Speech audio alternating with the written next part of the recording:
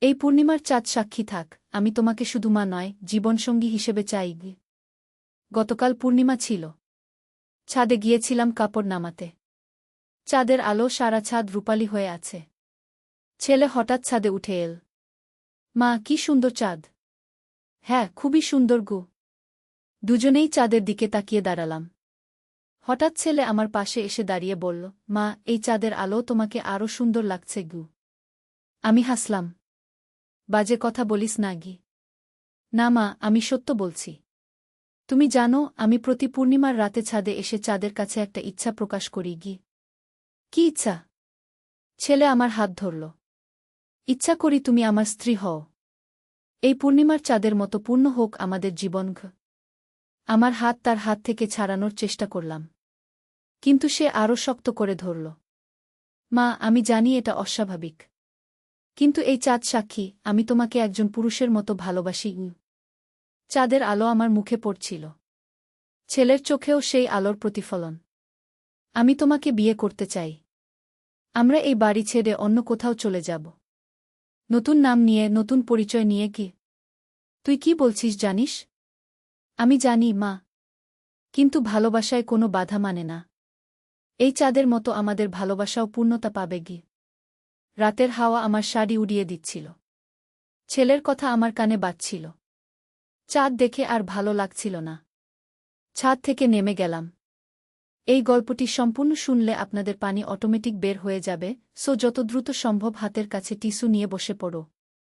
বিছানার চাদর যেন নষ্ট না হয় সেটা সম্পূর্ণ খেয়াল রাখার অনুরোধ জানিয়ে গল্পটি এখন শুরু করব। তার আগে সর্বশেষ অনুরোধ, দয়া করে এমন পানি বের করার গল্প নিয়মিত শুনতে আমাদের চ্যানেলটি সকলেই সাবস্ক্রাইব করুন। ধন্যবাদ। হ্যালো বন্ধুরা, আমার নাম অনুপমা দাস। আমার বয়স ৩৯ বছর। আমার স্বামীর নাম সুব্রত দাস, বয়স ৫২ বছর। আমাদের ২ সন্তান, সৌমিত্র আর রিমা। সৌমিত্র ২১ বছর বয়সী, ইউনিভার্সিটিতে পড়ে। রিমা ১৪ বছর বয়সী, হাই স্কুলে যায়। আজ যে ঘটনা বলবো সেটা আমার জীবনে ঘটা সবচেয়ে রহস্যময় ও রোমাঞ্চকর অভিজ্ঞতা। মনে হচ্ছিল যেন কোনো গোয়েন্দা উপন্যাসের পাতা থেকে বেরিয়ে এসেছে বাস্তবতায়। গল্পটা শুরু হলো গত মাসের পূর্ণিমার রাতে। সেদিন আমি স্বামীর অফিসের বার্ষিক অনুষ্ঠান থেকে ফিরে এসেছিলাম রাত ১০টার সময়। সৌমিত্র আর রিমা তখন নিজেদের রুমে পড়াশোনা করছিল। স্বামী সুব্রত বাহিরে কোনো একটা জরুরি কাজে গেছেন, দেরি করে ফিরবেন বলে জানিয়ে গেছেন। আমি সন্ধ্যার শাড়ি ছেড়ে সাধারণ পোশাক পরে নিলাম। একটু বিশ্রাম নেওয়ার জন্য ব্যালকনিতে গেলাম। পূর্ণিমার চাঁদ তখন আকাশের মধ্যখানে।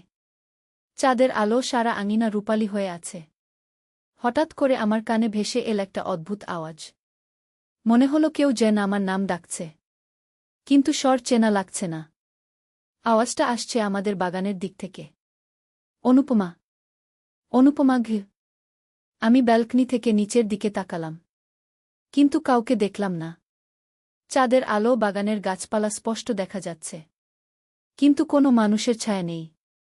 আবার আওয়াজ এল, অনুপমা, নিচে নেমে এসো গু। এবার মনে হলো আওয়াজটা আসছে বাগানের শেষ প্রান্তে থাকা পুরনো আমগাছটার নিচ থেকে। আমি দ্বিধায় পড়ে গেলাম। এত রাতে একা নিচে যাওয়া ঠিক হবে কিনা। কিন্তু কৌতূহল আমাকে তাড়া করতে লাগল। কে আমাকে ডাকছে এত রাতে? আর কেনই বা এমন রহস্যময় ভঙ্গিতে? আমি ধীরে ধীরে সিঁড়ি দিয়ে নেমে বাগানে গেলাম। চাঁদের আলো, চারদিক পরিষ্কার দেখা যাচ্ছে। আমগাছের দিকে এগিয়ে গেলাম। আমগাছের নিচে গিয়ে দেখি একটা পুরনো কাঠের চেয়ার রাখা আছে। চেয়ারের উপর একটা সাদা কাগজ রাখা। আমি কাগজটা হাতে নিলাম। কাগজে সুন্দর হাতের লেখায় লেখা ছিল, প্রিয় অনুপমা, তুমি যে রহস্যের সন্ধান করছো তার সূত্রপাত আজ থেকে। তোমার পরিবারের সাথে জড়িত একটি গোপন বিষয় আছে যা তুমি জানো না। যদি সত্য জানতে চাও তাহলে আগামীকাল রাত একই সময়ে এখানে আসবে। সাথে নিয়ে আসবে তোমার বিয়ের ফটো অ্যালবাম। কাগজে কোনো স্বাক্ষর ছিল না। শুধু শেষে একটা ছোট্ট চাঁদের ছবি আঁকা ছিল। আমার হাত কাঁপছিল। এ কী ধরনের রহস্য? কে জানে আমার পরিবারের ব্যাপারে? আর বিয়ের অ্যালবাম কেন চাইছে? আমি চারদিকে তাকালাম। কোথাও কেউ নেই। শুধু রাতের নিস্তব্ধতা আর চাঁদের আলো। ভয়ে ভয়ে বাড়িতে ফিরে গেলাম। সৌমিত্র আর রিমা তখনও পড়াশোনা করছে। আমি তাদের কিছু বললাম না। স্বামী সুব্রত ফিরলেন রাত 12টার সময়। আমি তাকে কিছু বলব কি না ভাবছিলাম, কিন্তু শেষ পর্যন্ত কিছু বললাম না। ভাবলাম প্রথমে দেখি কি হয়। পরদিন সারাদিন আমার মন ভালো ছিল না। বারবার মনে পড়ছিল রাতের ঘটনা। কে আমাকে ডেকেছিল? কী রহস্য আছে আমার পরিবারে? সন্ধ্যার দিকে আমি বিয়ের ফটো অ্যালবামটা বের করলাম। বহুদিন পর অ্যালবাম খুলে দেখছি। এর মধ্যে আমার আর সুব্রতের বিয়ের সব ছবি আছে।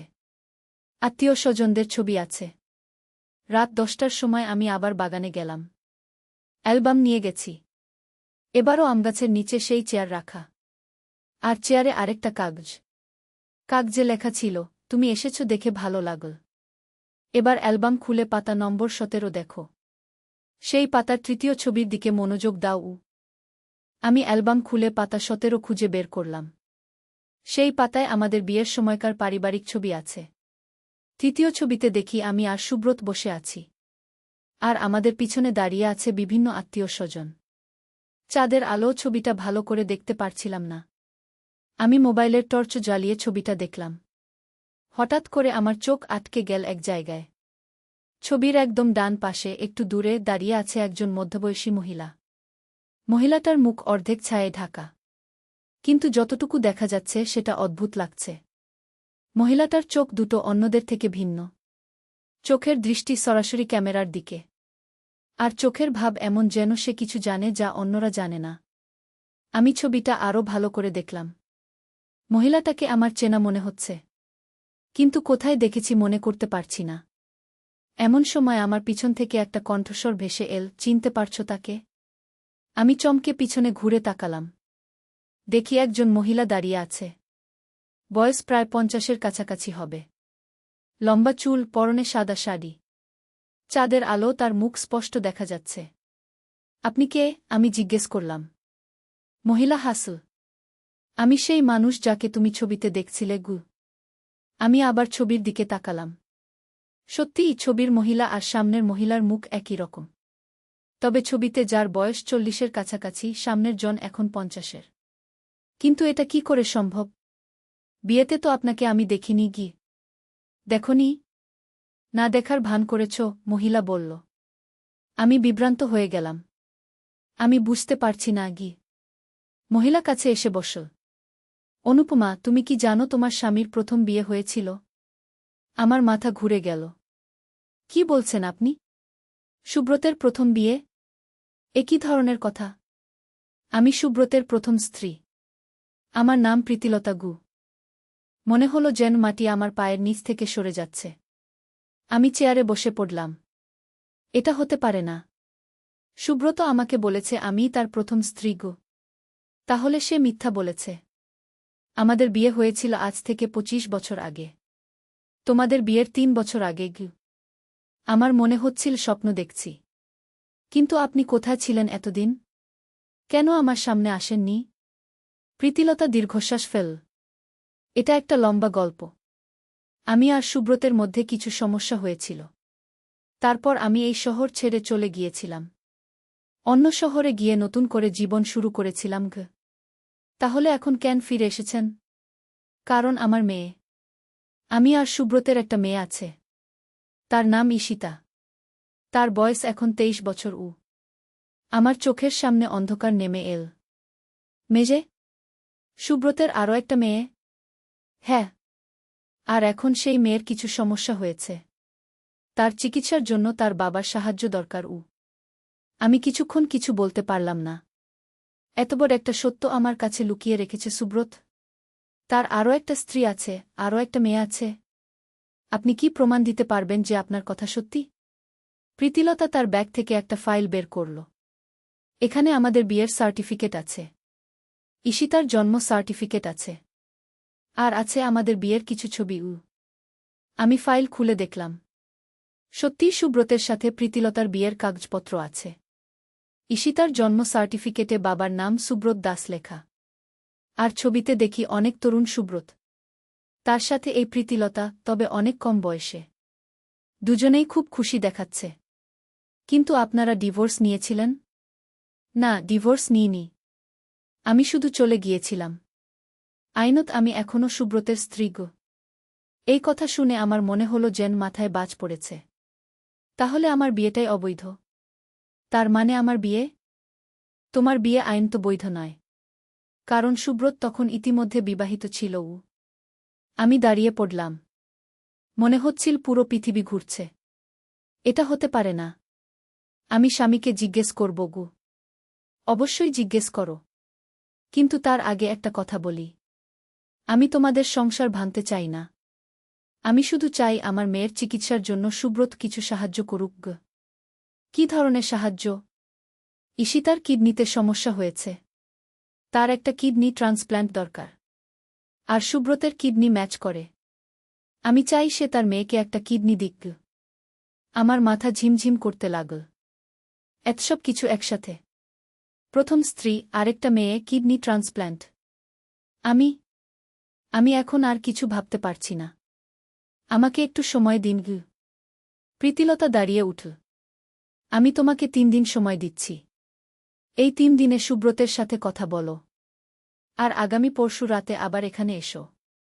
তখন আমি ঈশিতাকেও নিয়ে আসব। বলে সে চলে গেল। আমি একা দাঁড়িয়ে রইলাম চাঁদের আলো। ভোর হওয়া পর্যন্ত আমার ঘুম হল না। সুব্রত কি সত্যি আমার কাছে এত বড় একটা সত্য লুকিয়ে রেখেছে? তার কি সত্যি আরেকটা স্ত্রী আর মেয়ে আছে? পরদিন সকালে আমি সুব্রতকে জিজ্ঞেস করার কথা ভাবছিলাম। কিন্তু কি করে জিজ্ঞেস করব?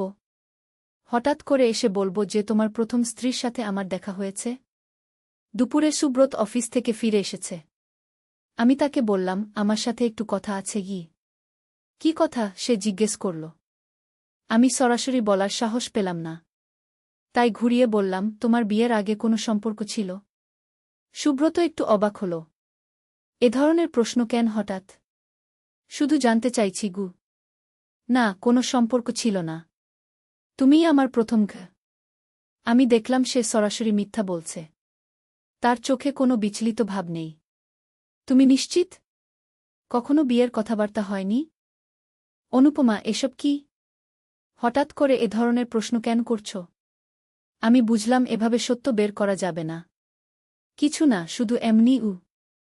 রাতে আমি আবার বাগানে গেলাম। এবার প্রীতিলতা ঈশিতাকে নিয়ে এসেছে। ঈশিতাকে দেখে আমার চোখ ছানাবড়া হয়ে গেল। মেয়েটি দেখতে হুবহু সৌমিত্রর মতো। একই চোখ, একই নাক, একই মুখের গড়ন। যেন সৌমিত্রর বোন। এ হচ্ছে ঈশিতা। তোমার স্বামীর বড় মেয়ে কি? প্রীতিলতা পরিচয় করিয়ে দিল। ঈশিতা খুবই দুর্বল লাগছে। তার মুখ ফ্যাকাশে। চোখের নিচে কালো দাগ। হ্যালো খালা, ঈশিতা ক্ষীণ স্বরে বলল। আমি কিছু বলতে পারলাম না। মেয়েটার অবস্থা দেখে আমার খুব খারাপ লাগছিল। বাবা কি আমাকে চিনবেন? ঈশিতা জিজ্ঞেস করল। আমার গলা শুকিয়ে গেল। তোমার বাবা জানেন যে তোমার এই অবস্থা? প্রীতিলতা বলল, না, সে জানে না। আমি তাকে কিছু বলিনি। কিন্তু এখন আর সময় নেই। ঈশিতার খুব দ্রুত অপারেশন দরকার গু। তুমি কি বাবাকে বলবে আমার কথা? ঈশিতা আমাকে জিজ্ঞেস করল। আমি দেখলাম মেয়েটার চোখে কতটা আশা। আমি চেষ্টা করব গু। প্রীতিলতা বলল, অনুপমা, আমি জানি এটা তোমার জন্য খুব কঠিন। কিন্তু একটা মেয়ের জীবন মৃত্যুর প্রশ্ন। আমি বাড়ি ফিরে গেলাম। কিন্তু ঘুম আসছিল না। ঈশিতার মুখটা বারবার মনে পড়ছিল। পরদিন আমি সিদ্ধান্ত নিলাম সুব্রতকে সব বলব। সন্ধ্যার দিকে সে অফিস থেকে ফিরল। আমি তাকে বসার ঘরে ডাকলাম। সুব্রত, আমার তোমার সাথে একটা গুরুত্বপূর্ণ কথা আছে গি। কি কথা? সে বলল। প্রীতিলতার কথা মনে আছে? সুব্রতের মুখের রং পাল্টে গেল। প্রীতিলতা? কোন প্রীতিলতা? তোমার প্রথম স্ত্রী প্রীতিলতা গু। সুব্রত চুপ করে রইল কিছুক্ষণ। তারপর বলল, তুমি কি করে জানলে? তার সাথে আমার দেখা হয়েছে। সে ঈশিতাকেও নিয়ে এসেছে গি। সুব্রত মাথা নিচু করে বসল। আমি জানতাম একদিন এই দিন আসবে গু। তুমি কেন আমাকে বলনি? কেন এত কিছু লুকিয়ে রেখেছ? কারণ আমি ভয় পেয়েছিলাম। ভেবেছিলাম তুমি আমাকে ছেড়ে চলে যাবে গু। কিন্তু এটা কি ঠিক ছিল? আমার জানার অধিকার ছিল না? সুব্রত উঠে জানালার কাছে গিয়ে দাঁড়াল। অনুপমা, সেই সময়ে প্রীতিলতার সাথে আমার অনেক সমস্যা হয়েছিল। আমরা দুজনেই খুব তরুণ ছিলাম। বুঝতাম না কি করছি। তারপর তারপর একদিন সে হঠাৎ করে বাড়ি ছেড়ে চলে গেল। কোনো চিঠি রেখে যায়নি, কোনো ঠিকানা দেয়নি। আমি তাকে খুঁজেছিলাম কিন্তু পাইনি গিয়ে। আর ঈশিতার কথা জানতে? না, আমি জানতাম না যে প্রীতিলতা গর্ভবতী ছিল। সে আমাকে কিছু বলেনি গি। আমি বুঝতে পারছিলাম সুব্রত সত্যি বলছে। তার কণ্ঠে অনুশোচনা। ঈশিতার খুব খারাপ অবস্থা। তার কিডনি ট্রান্সপ্ল্যান্ট দরকার গু। সুব্রত ঘুরে তাকাল। Kidney transplant? হ্যাঁ। আর তোমার কিডনি ম্যাচ করে কি? সুব্রত দীর্ঘক্ষণ চুপ করে রইল। তারপর বলল, আমি ঈশিতাকে দেখতে চাই।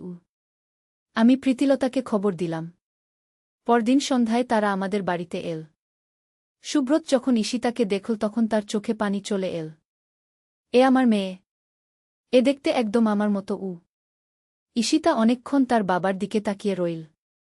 তারপর বলল, বাবা, আমি জানতাম তুমি একদিন আমাদের খুঁজে বের করবে গু।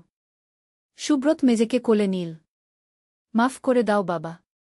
আমি জানতাম না তোমার অস্তিত্বের কথা গু।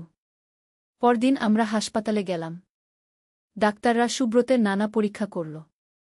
সব রিপোর্টে দেখা গেল তার কিডনি ঈশিতার সাথে পারফেক্ট ম্যাচ। অপারেশনটা ঝুঁকিপূর্ণ, ডাক্তার বলল। কিন্তু ঈশিতার জন্য এটাই একমাত্র আশা গু। সুব্রত বলল, আমি রাজি। আমার মেয়ের জন্য আমি যা করতে পারি তাই করব গু। অপারেশনের আগের রাতে আমরা সবাই হাসপাতালে ছিলাম। সৌমিত্র আর রিমাও এসেছে। তারা ঈশিতার সাথে পরিচিত হল।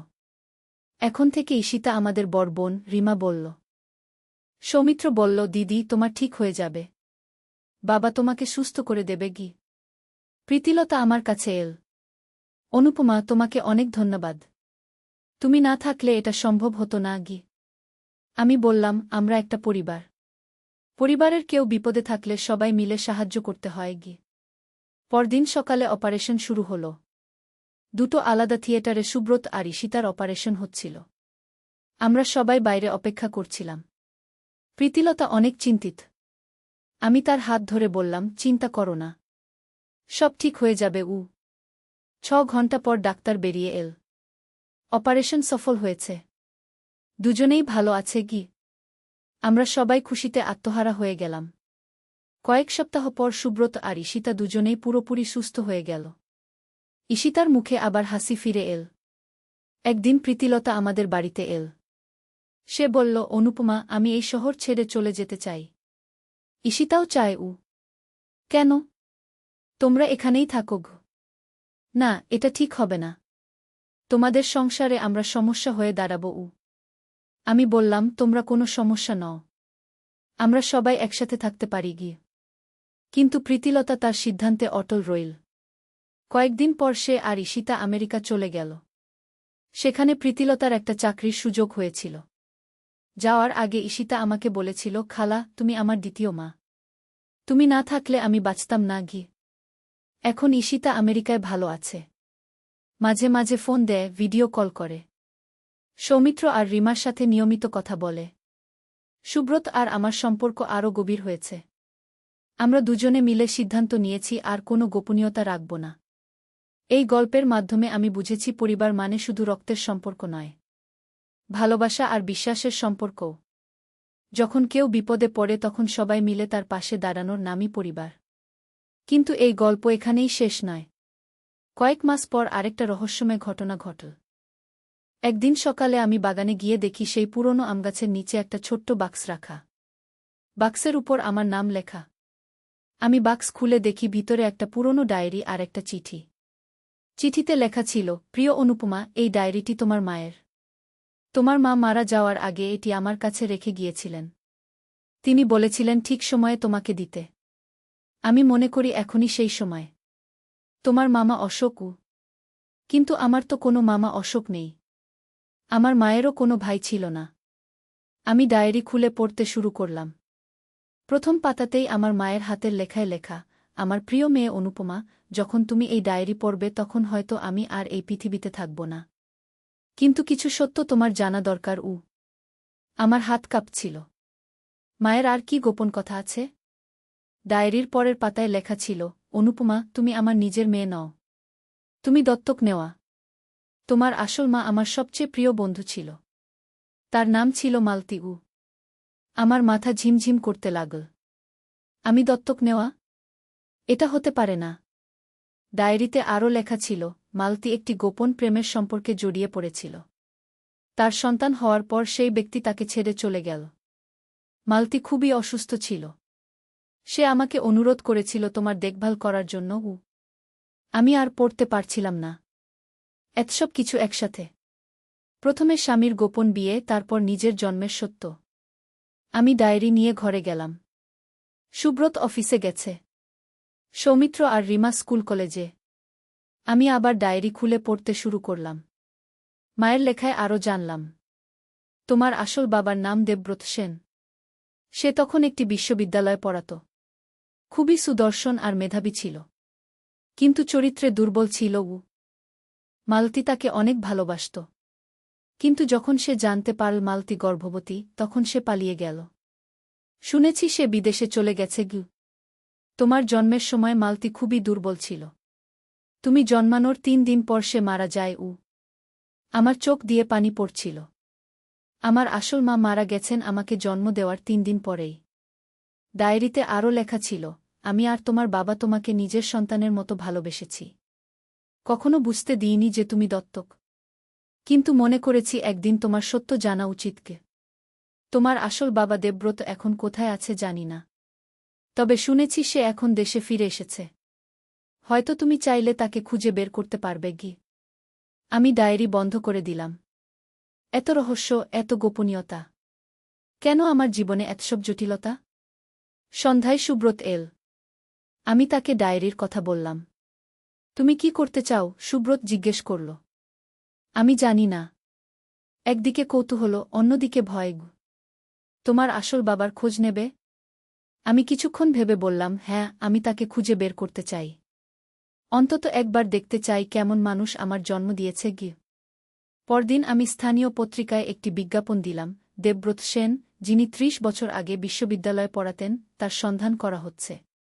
পারিবারিক কারণে জরুরি। কয়েকদিন কোনো সাড়া পেলাম না।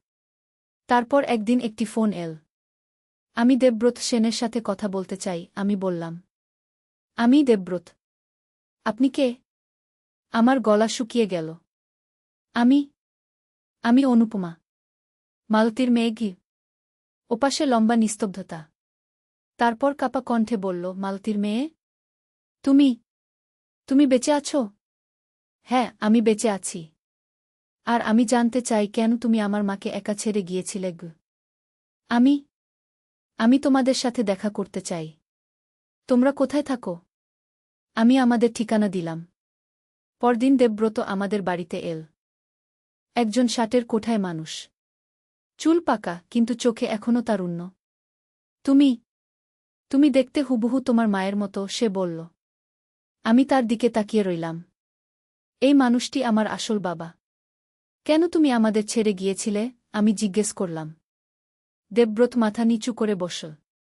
আমি কাপুরুষ ছিলাম। সেই বয়সে আমি দায়িত্ব নিতে ভয় পেয়েছিলাম। তুমি জানতে যে আমার মা মারা গেছেন?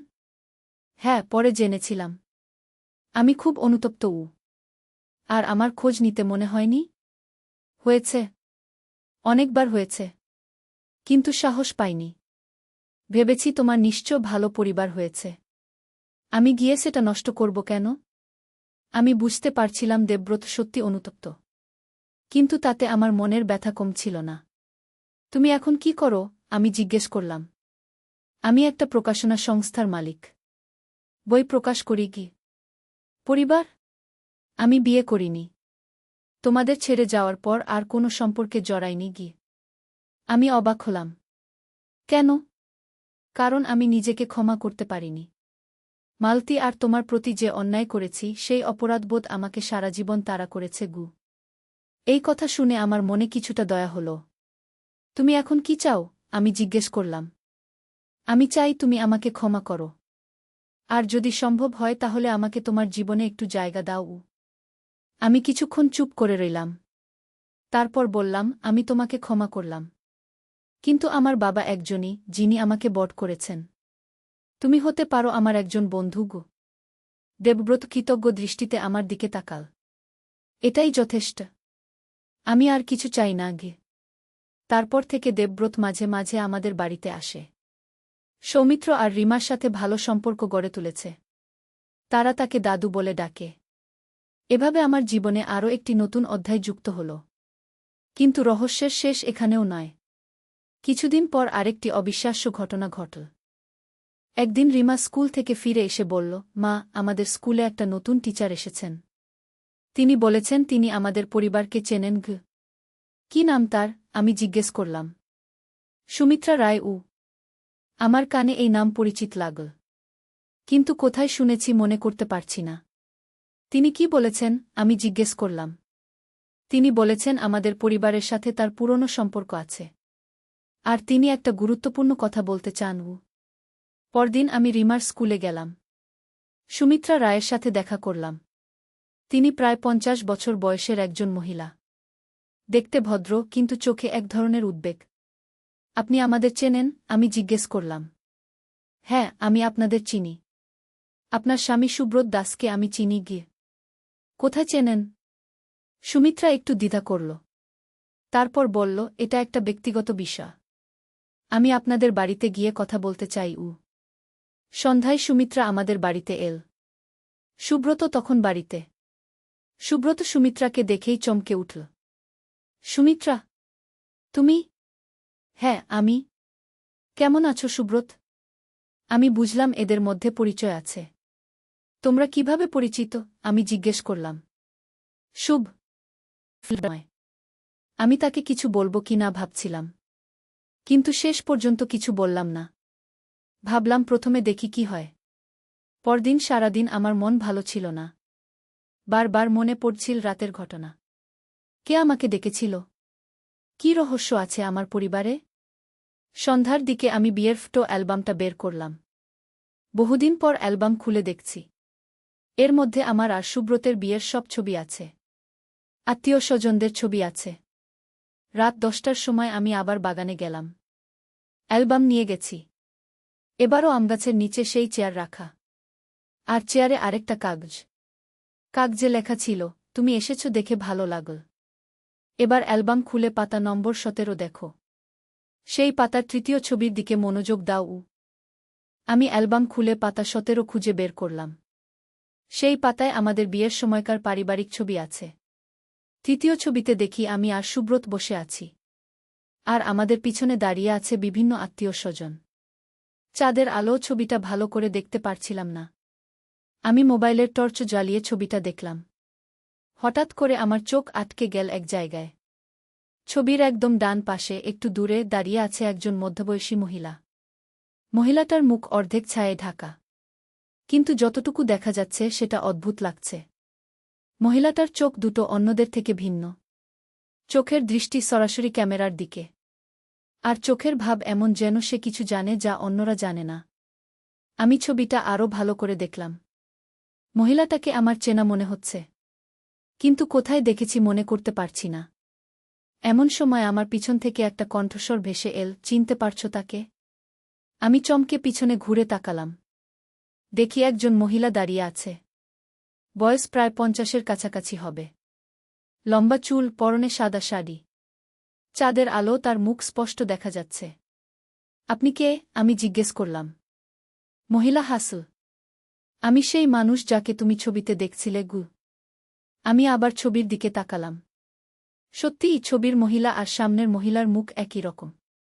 তবে ছবিতে যার বয়স 40-এর কাছাকাছি, সামনের জন এখন 50-এর। কিন্তু এটা কি করে সম্ভব? বিয়েতে তো আপনাকে আমি দেখিনি। দেখনি? না দেখার ভান করেছ, মহিলা বলল। আমি বিভ্রান্ত হয়ে গেলাম। আমি বুঝতে পারছি না। মহিলা কাছে এসে বসল। অনুপমা, তুমি কি জানো তোমার স্বামীর প্রথম বিয়ে হয়েছিল? আমার মাথা ঘুরে গেল। কি বলছেন আপনি? সুব্রতের প্রথম বিয়ে? একই ধরনের কথা। আমি সুব্রতের প্রথম স্ত্রী। আমার নাম প্রীতিলতা। মনে হলো যেন মাটি আমার পায়ের নিচ থেকে সরে যাচ্ছে। আমি চেয়ারে বসে পড়লাম। এটা হতে পারে না। সুব্রত আমাকে বলেছে আমিই তার প্রথম স্ত্রী। তাহলে সে মিথ্যা বলেছে। আমাদের বিয়ে হয়েছিল আজ থেকে 25 বছর আগে। তোমাদের বিয়ের ৩ বছর আগে আমার মনে হচ্ছিল স্বপ্ন দেখছি। কিন্তু আপনি কোথায় ছিলেন এতদিন? কেন আমার সামনে আসেননি? প্রীতিলতা দীর্ঘশ্বাস ফেল। এটা একটা লম্বা গল্প। আমি আর সুব্রতের মধ্যে কিছু সমস্যা হয়েছিল। তারপর আমি এই শহর ছেড়ে চলে গিয়েছিলাম। অন্য শহরে গিয়ে নতুন করে জীবন শুরু করেছিলাম। তাহলে এখন কেন ফিরে এসেছেন? কারণ আমার মেয়ে। আমি আর সুব্রতের একটা মেয়ে আছে। তার নাম ঈশিতা। তার বয়স এখন ২৩ বছর। আমার চোখের সামনে অন্ধকার নেমে এল। মেজে? সুব্রতের আরও একটা মেয়ে?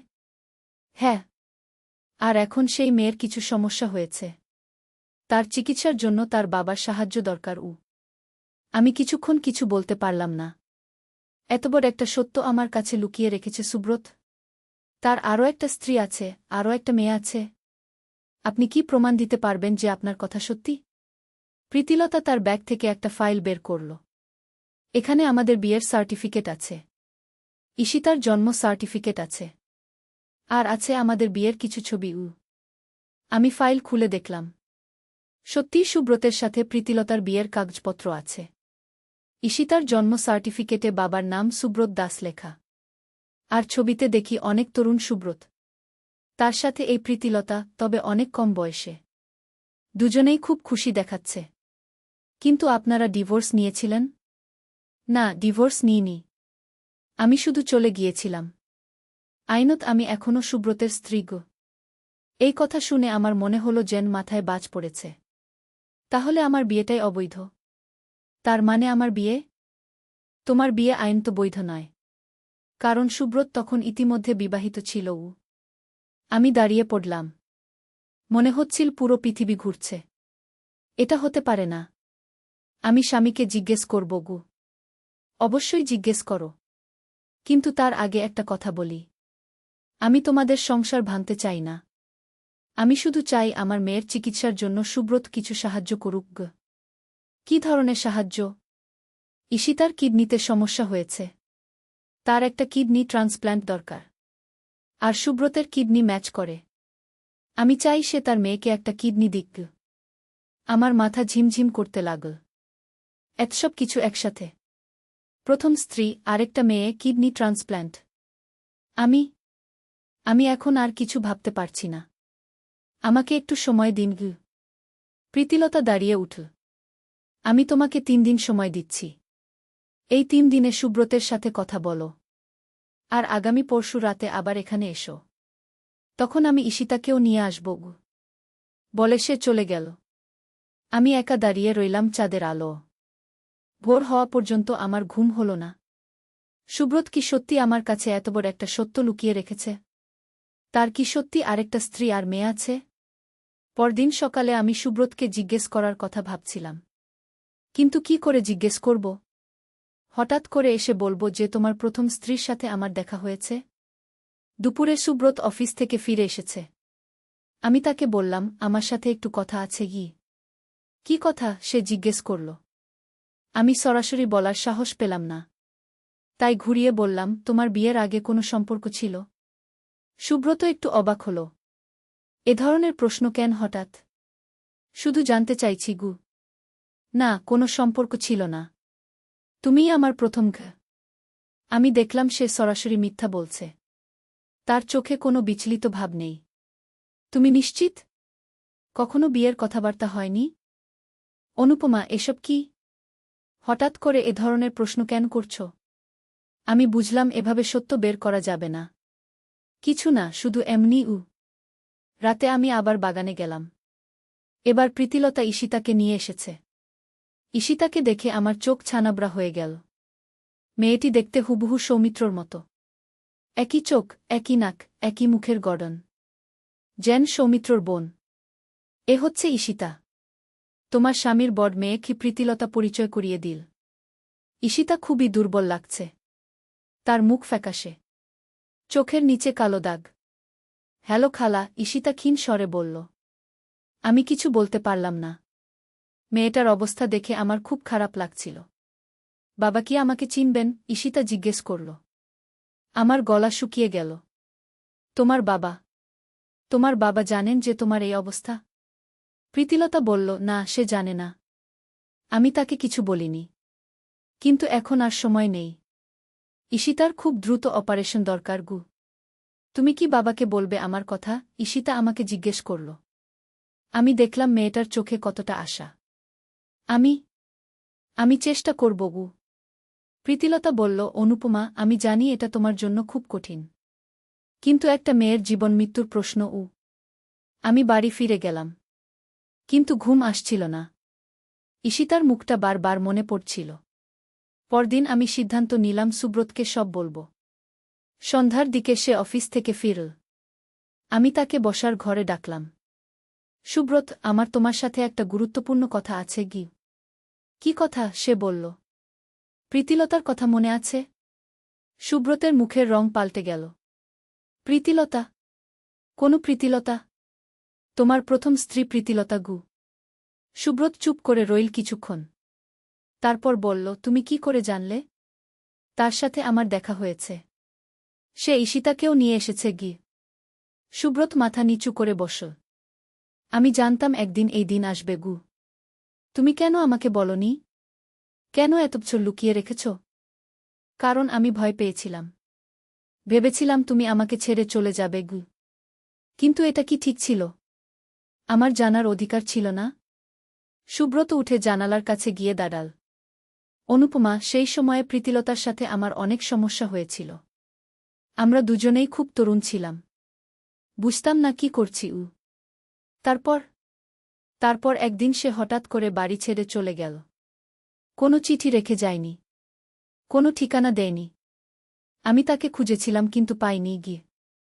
আর ঈশিতার কথা জানতে? না, আমি জানতাম না যে প্রীতিলতা গর্ভবতী ছিল। সে আমাকে কিছু বলেনি গি। আমি বুঝতে পারছিলাম সুব্রত সত্যি বলছে। তার কণ্ঠে অনুশোচনা। ঈশিতার খুব খারাপ অবস্থা। তার কিডনি ট্রান্সপ্ল্যান্ট দরকার গু। সুব্রত ঘুরে তাকাল। Kidney transplant? হ্যাঁ। আর তোমার কিডনি ম্যাচ করে কি? সুব্রত দীর্ঘক্ষণ চুপ করে রইল। তারপর বলল, আমি ঈশিতাকে দেখতে চাই। আমি প্রীতিলতাকে খবর দিলাম। পরদিন সন্ধ্যায় তারা আমাদের বাড়িতে এল। সুব্রত যখন ঈশিতাকে দেখল তখন তার চোখে পানি চলে এল। এ আমার মেয়ে। এ দেখতে একদম আমার মতো। ঈশিতা অনেকক্ষণ তার বাবার দিকে তাকিয়ে রইল। তারপর বলল, বাবা, আমি জানতাম তুমি একদিন আমাদের খুঁজে বের করবে গু। সুব্রত মেজেকে কোলে নিল। মাফ করে দাও বাবা। আমি জানতাম না তোমার অস্তিত্বের কথা গু। পরদিন আমরা হাসপাতালে গেলাম। ডাক্তাররা সুব্রতের নানা পরীক্ষা করল। সব রিপোর্টে দেখা গেল তার কিডনি ঈশিতার সাথে পারফেক্ট ম্যাচ। অপারেশনটা ঝুঁকিপূর্ণ, ডাক্তার বলল। কিন্তু ঈশিতার জন্য এটাই একমাত্র আশা গু।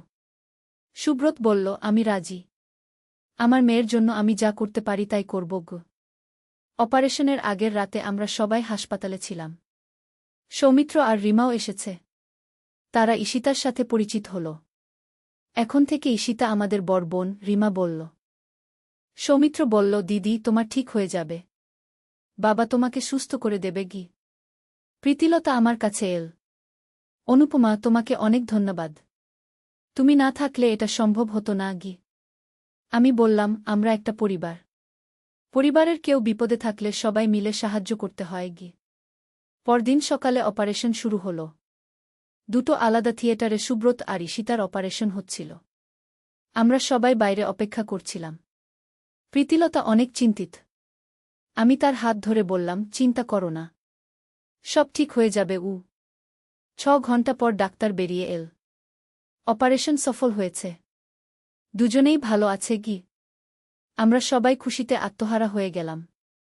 কয়েক সপ্তাহ পর সুব্রত আর ঈশিতা দুজনেই পুরোপুরি সুস্থ হয়ে গেল। ঈশিতার মুখে আবার হাসি ফিরে এল। একদিন প্রীতিলতা আমাদের বাড়িতে এল। সে বলল, অনুপমা, আমি এই শহর ছেড়ে চলে যেতে চাই। ঈশিতাও চায়। কেন? তোমরা এখানেই থাকো গো। না, এটা ঠিক হবে না। তোমাদের সংসারে আমরা সমস্যা হয়ে দাঁড়াব। আমি বললাম, তোমরা কোনো সমস্যা নও। আমরা সবাই একসাথে থাকতে পারি গিয়ে। কিন্তু প্রীতিলতা তার সিদ্ধান্তে অটল রইল। কয়েকদিন পর সে আর ঈশিতা আমেরিকা চলে গেল। সেখানে প্রীতিলতার একটা চাকরির সুযোগ হয়েছিল। যাওয়ার আগে ঈশিতা আমাকে বলেছিল, খালা, তুমি আমার দ্বিতীয় মা।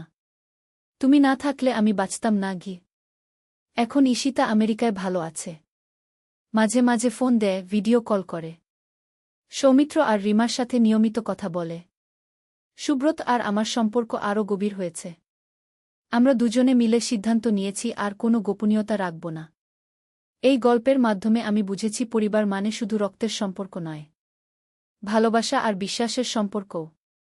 যখন কেউ বিপদে পড়ে তখন সবাই মিলে তার পাশে দাঁড়ানোর নামই পরিবার। কিন্তু এই গল্প এখানেই শেষ নয়। কয়েক মাস পর আরেকটা রহস্যময় ঘটনা ঘটল। একদিন সকালে আমি বাগানে গিয়ে দেখি সেই পুরনো আমগাছের নিচে একটা ছোট্ট বাক্স রাখা। বাক্সের উপর আমার নাম লেখা।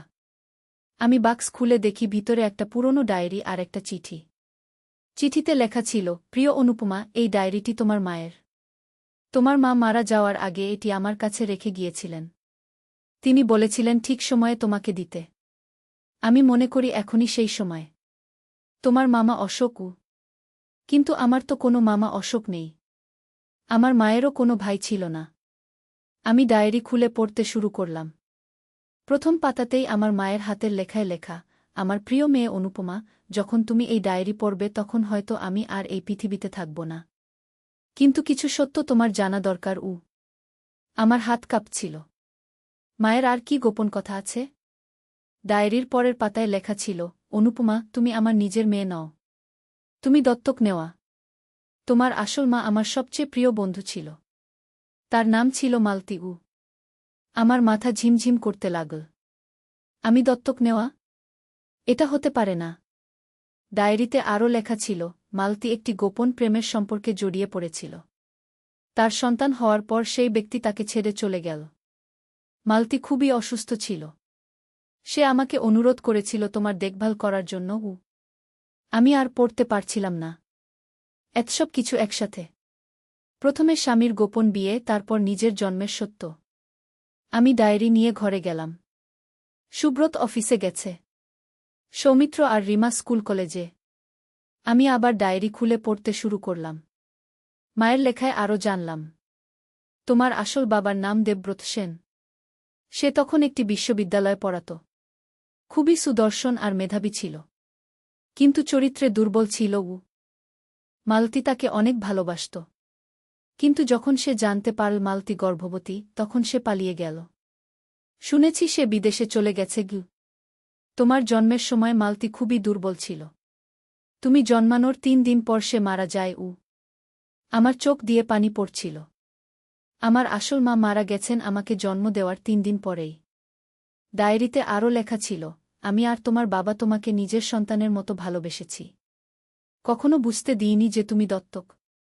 কিন্তু মনে করেছি একদিন তোমার সত্য জানা উচিতকে। তোমার আসল বাবা দেবব্রত এখন কোথায় আছে জানি না। তবে শুনেছি সে এখন দেশে ফিরে এসেছে। হয়তো তুমি চাইলে তাকে খুঁজে বের করতে পারবে। আমি ডায়েরি বন্ধ করে দিলাম। এত রহস্য, এত গোপনীয়তা। কেন আমার জীবনে এতসব জটিলতা?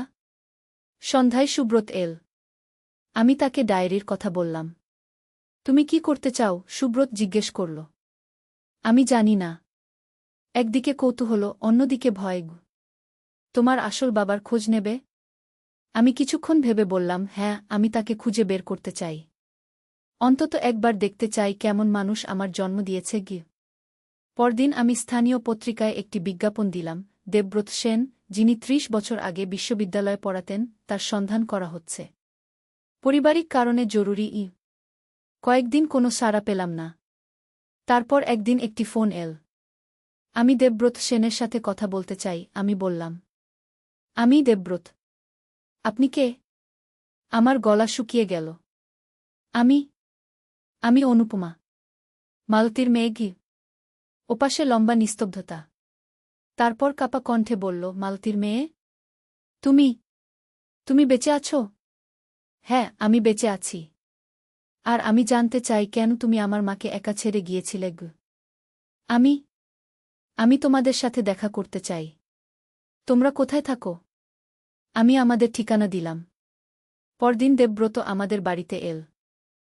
একজন ষাটের কোঠায় মানুষ। চুল পাকা, কিন্তু চোখে এখনও তারুণ্য। তুমি তুমি দেখতে হুবহু তোমার মায়ের মতো, সে বলল। আমি তার দিকে তাকিয়ে রইলাম। এই মানুষটি আমার আসল বাবা। কেন তুমি আমাদের ছেড়ে গিয়েছিলে? আমি জিজ্ঞেস করলাম। দেবব্রত মাথা নিচু করে বসল। আমি কাপুরুষ ছিলাম। সেই বয়সে আমি দায়িত্ব নিতে ভয় পেয়েছিলাম। তুমি জানতে যে আমার মা মারা গেছেন? হ্যাঁ, পরে জেনেছিলাম। আমি খুব অনুতপ্ত। আর আমার খোঁজ নিতে মনে হয়নি? হয়েছে। অনেকবার হয়েছে। কিন্তু সাহস পাইনি। ভেবেছি তোমার নিশ্চয় ভালো পরিবার হয়েছে। আমি গিয়ে সেটা নষ্ট করব কেন? আমি বুঝতে পারছিলাম দেবব্রত সত্যি অনুতপ্ত। কিন্তু তাতে আমার মনের ব্যথা কমছিল না। তুমি এখন কি করো? আমি জিজ্ঞেস করলাম। আমি একটা প্রকাশনা সংস্থার মালিক। বই প্রকাশ করি কি? পরিবার? আমি বিয়ে করিনি। তোমাদের ছেড়ে যাওয়ার পর আর কোনো সম্পর্কে জড়াইনি গি। আমি অবাক হলাম। কেন? কারণ আমি নিজেকে ক্ষমা করতে পারিনি। মালতী আর তোমার প্রতি যে অন্যায় করেছি সেই অপরাধবোধ আমাকে সারা জীবন তাড়া করেছে গু। এই কথা শুনে আমার মনে কিছুটা দয়া হল। তুমি এখন কি চাও? আমি জিজ্ঞেস করলাম। আমি চাই তুমি আমাকে ক্ষমা করো। আর যদি সম্ভব হয় তাহলে আমাকে তোমার জীবনে একটু জায়গা দাও। আমি কিছুক্ষণ চুপ করে রইলাম।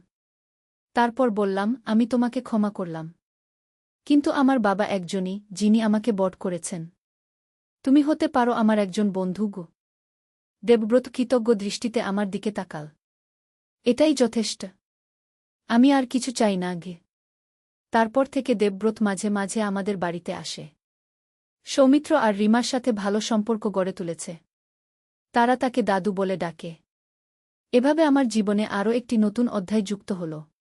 কিন্তু রহস্যের শেষ এখানেও নয়। কিছুদিন পর আরেকটি অবিশ্বাস্য ঘটনা ঘটল। একদিন রিমা স্কুল থেকে ফিরে এসে বলল, মা, আমাদের স্কুলে একটা নতুন টিচার এসেছেন। তিনি বলেছেন তিনি আমাদের পরিবারকে চেনেন গ। কি নাম তার? আমি জিজ্ঞেস করলাম। সুমিত্রা রায়। আমার কানে এই নাম পরিচিত লাগল। কিন্তু কোথায় শুনেছি মনে করতে পারছি না। তিনি কি বলেছেন? আমি জিজ্ঞেস করলাম।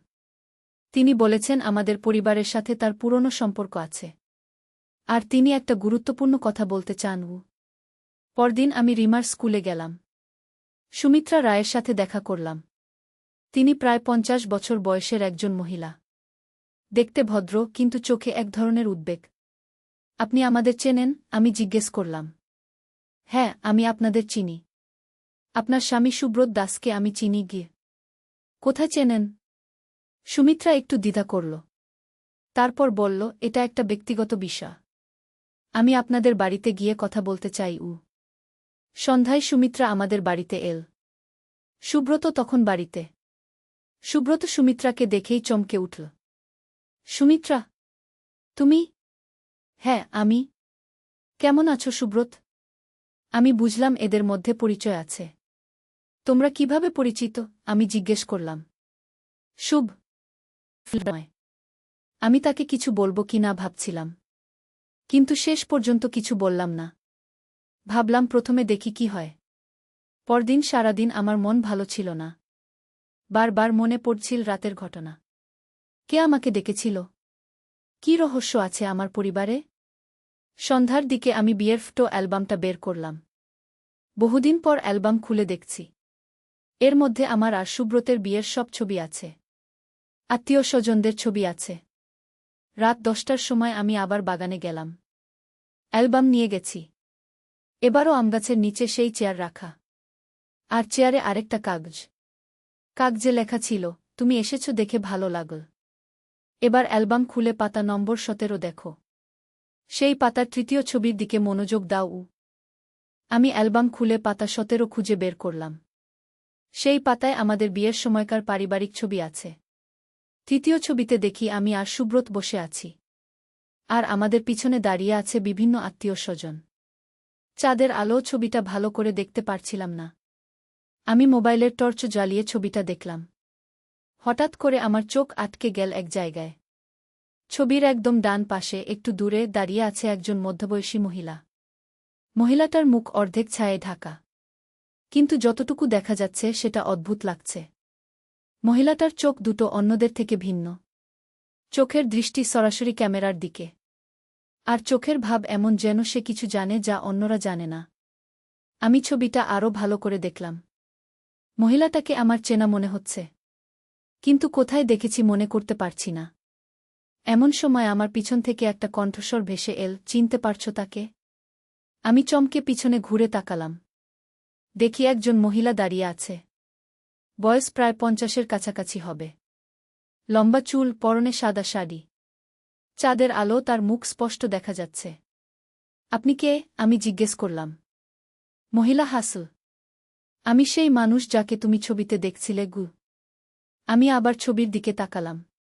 সত্যিই ছবির মহিলা আর সামনের মহিলার মুখ একই রকম। তবে ছবিতে যার বয়স 40-এর কাছাকাছি, সামনের জন এখন 50-এর। কিন্তু এটা কি করে সম্ভব? বিয়েতে তো আপনাকে আমি দেখিনি গি। দেখনি? না দেখার ভান করেছ, মহিলা বলল। আমি বিভ্রান্ত হয়ে গেলাম। আমি বুঝতে পারছি না গি। মহিলা কাছে এসে বসল। অনুপমা, তুমি কি জানো তোমার স্বামীর প্রথম বিয়ে হয়েছিল? আমার মাথা ঘুরে গেল। কি বলছেন আপনি? সুব্রতের প্রথম বিয়ে? এ কি ধরনের কথা? আমি সুব্রতের প্রথম স্ত্রী। আমার নাম প্রীতিলতা গু। মনে হলো যেন মাটি আমার পায়ের নিচ থেকে সরে যাচ্ছে। আমি চেয়ারে বসে পড়লাম। এটা হতে পারে না। সুব্রত আমাকে বলেছে আমিই তার প্রথম স্ত্রী গো। তাহলে সে মিথ্যা বলেছে। আমাদের বিয়ে হয়েছিল আজ থেকে 25 বছর আগে। তোমাদের বিয়ের 3 বছর আগে গু। আমার মনে হচ্ছিল স্বপ্ন দেখছি। কিন্তু আপনি কোথায় ছিলেন এতদিন? কেন আমার সামনে আসেননি? প্রীতিলতা দীর্ঘশ্বাস ফেল। এটা একটা লম্বা গল্প। আমি আর সুব্রতের মধ্যে কিছু সমস্যা হয়েছিল। তারপর আমি এই শহর ছেড়ে চলে গিয়েছিলাম। অন্য শহরে গিয়ে নতুন করে জীবন শুরু করেছিলাম গ। তাহলে এখন কেন ফিরে এসেছেন? কারণ আমার মেয়ে। আমি আর সুব্রতের একটা মেয়ে আছে। তার নাম ঈশিতা। তার বয়স এখন 23 বছর। আমার চোখের সামনে অন্ধকার নেমে এল। মেজে? সুব্রতের আরও একটা মেয়ে? হ্যাঁ। আর এখন সেই মেয়ের কিছু সমস্যা হয়েছে। তার চিকিৎসার জন্য তার বাবার সাহায্য দরকার। আমি কিছুক্ষণ কিছু বলতে পারলাম না। এত বড় একটা সত্য আমার কাছে লুকিয়ে রেখেছে সুব্রত। তার আরও একটা স্ত্রী আছে, আরও একটা মেয়ে আছে। আপনি কি প্রমাণ দিতে পারবেন যে আপনার কথা সত্যি? প্রীতিলতা তার ব্যাগ থেকে একটা ফাইল বের করল। এখানে আমাদের বিয়ের সার্টিফিকেট আছে। ঈশিতার জন্ম সার্টিফিকেট আছে। আর আছে আমাদের বিয়ের কিছু ছবি। আমি ফাইল খুলে দেখলাম। সত্যিই সুব্রতের সাথে প্রীতিলতার বিয়ের কাগজপত্র আছে। ঈশিতার জন্ম সার্টিফিকেটে বাবার নাম সুব্রত দাস লেখা। আর ছবিতে দেখি অনেক তরুণ সুব্রত। তার সাথে এই প্রীতিলতা, তবে অনেক কম বয়সে। দুজনেই খুব খুশি দেখাচ্ছে। কিন্তু আপনারা ডিভোর্স নিয়েছিলেন? না, ডিভোর্স নিইনি। আমি শুধু চলে গিয়েছিলাম। আইনত আমি এখনও সুব্রতের স্ত্রী গো। এই কথা শুনে আমার মনে হলো যেন মাথায় বাজ পড়েছে। তাহলে আমার বিয়েটাই অবৈধ? তার মানে আমার বিয়ে? তোমার বিয়ে আইনত বৈধ নয়। কারণ সুব্রত তখন ইতিমধ্যে বিবাহিত ছিল। আমি দাঁড়িয়ে পড়লাম। মনে হচ্ছিল পুরো পৃথিবী ঘুরছে। এটা হতে পারে না। আমি স্বামীকে জিজ্ঞেস করব গু। অবশ্যই জিজ্ঞেস করো। কিন্তু তার আগে একটা কথা বলি। আমি তোমাদের সংসার ভাঙতে চাই না। আমি শুধু চাই আমার মেয়ের চিকিৎসার জন্য সুব্রত কিছু সাহায্য করুক গ। কী ধরনের সাহায্য? ঈশিতার কিডনিতে সমস্যা হয়েছে। তার একটা কিডনি ট্রান্সপ্ল্যান্ট দরকার। আর সুব্রতের কিডনি ম্যাচ করে। আমি চাই সে তার মেয়েকে একটা কিডনি দিক। আমার মাথা ঝিমঝিম করতে লাগল। এতসব কিছু একসাথে। প্রথম স্ত্রী, আরেকটা মেয়ে, কিডনি ট্রান্সপ্ল্যান্ট। আমি এখন আর কিছু ভাবতে পারছি না। আমাকে একটু সময় দিন গু। প্রীতিলতা দাঁড়িয়ে উঠল। আমি তোমাকে 3 দিন সময় দিচ্ছি। এই 3 দিনে সুব্রতের সাথে কথা বলো। আর আগামী পরশু রাতে আবার এখানে এসো। তখন আমি ঈশিতাকেও নিয়ে আসব গু। বলে সে চলে গেল। আমি একা দাঁড়িয়ে রইলাম চাঁদের আলো। ভোর হওয়া পর্যন্ত আমার ঘুম হল না। সুব্রত কি সত্যি আমার কাছে এত বড় একটা সত্য লুকিয়ে রেখেছে? তার কি সত্যি আরেকটা স্ত্রী আর মেয়ে আছে? পরদিন সকালে আমি সুব্রতকে জিজ্ঞেস করার কথা ভাবছিলাম। কিন্তু কি করে জিজ্ঞেস করব? হঠাৎ করে এসে বলব যে তোমার প্রথম স্ত্রীর সাথে আমার দেখা হয়েছে? দুপুরে সুব্রত অফিস থেকে ফিরে এসেছে। আমি তাকে বললাম, আমার সাথে একটু কথা আছে কি? কি কথা? সে জিজ্ঞেস করল। আমি সরাসরি বলার সাহস পেলাম না।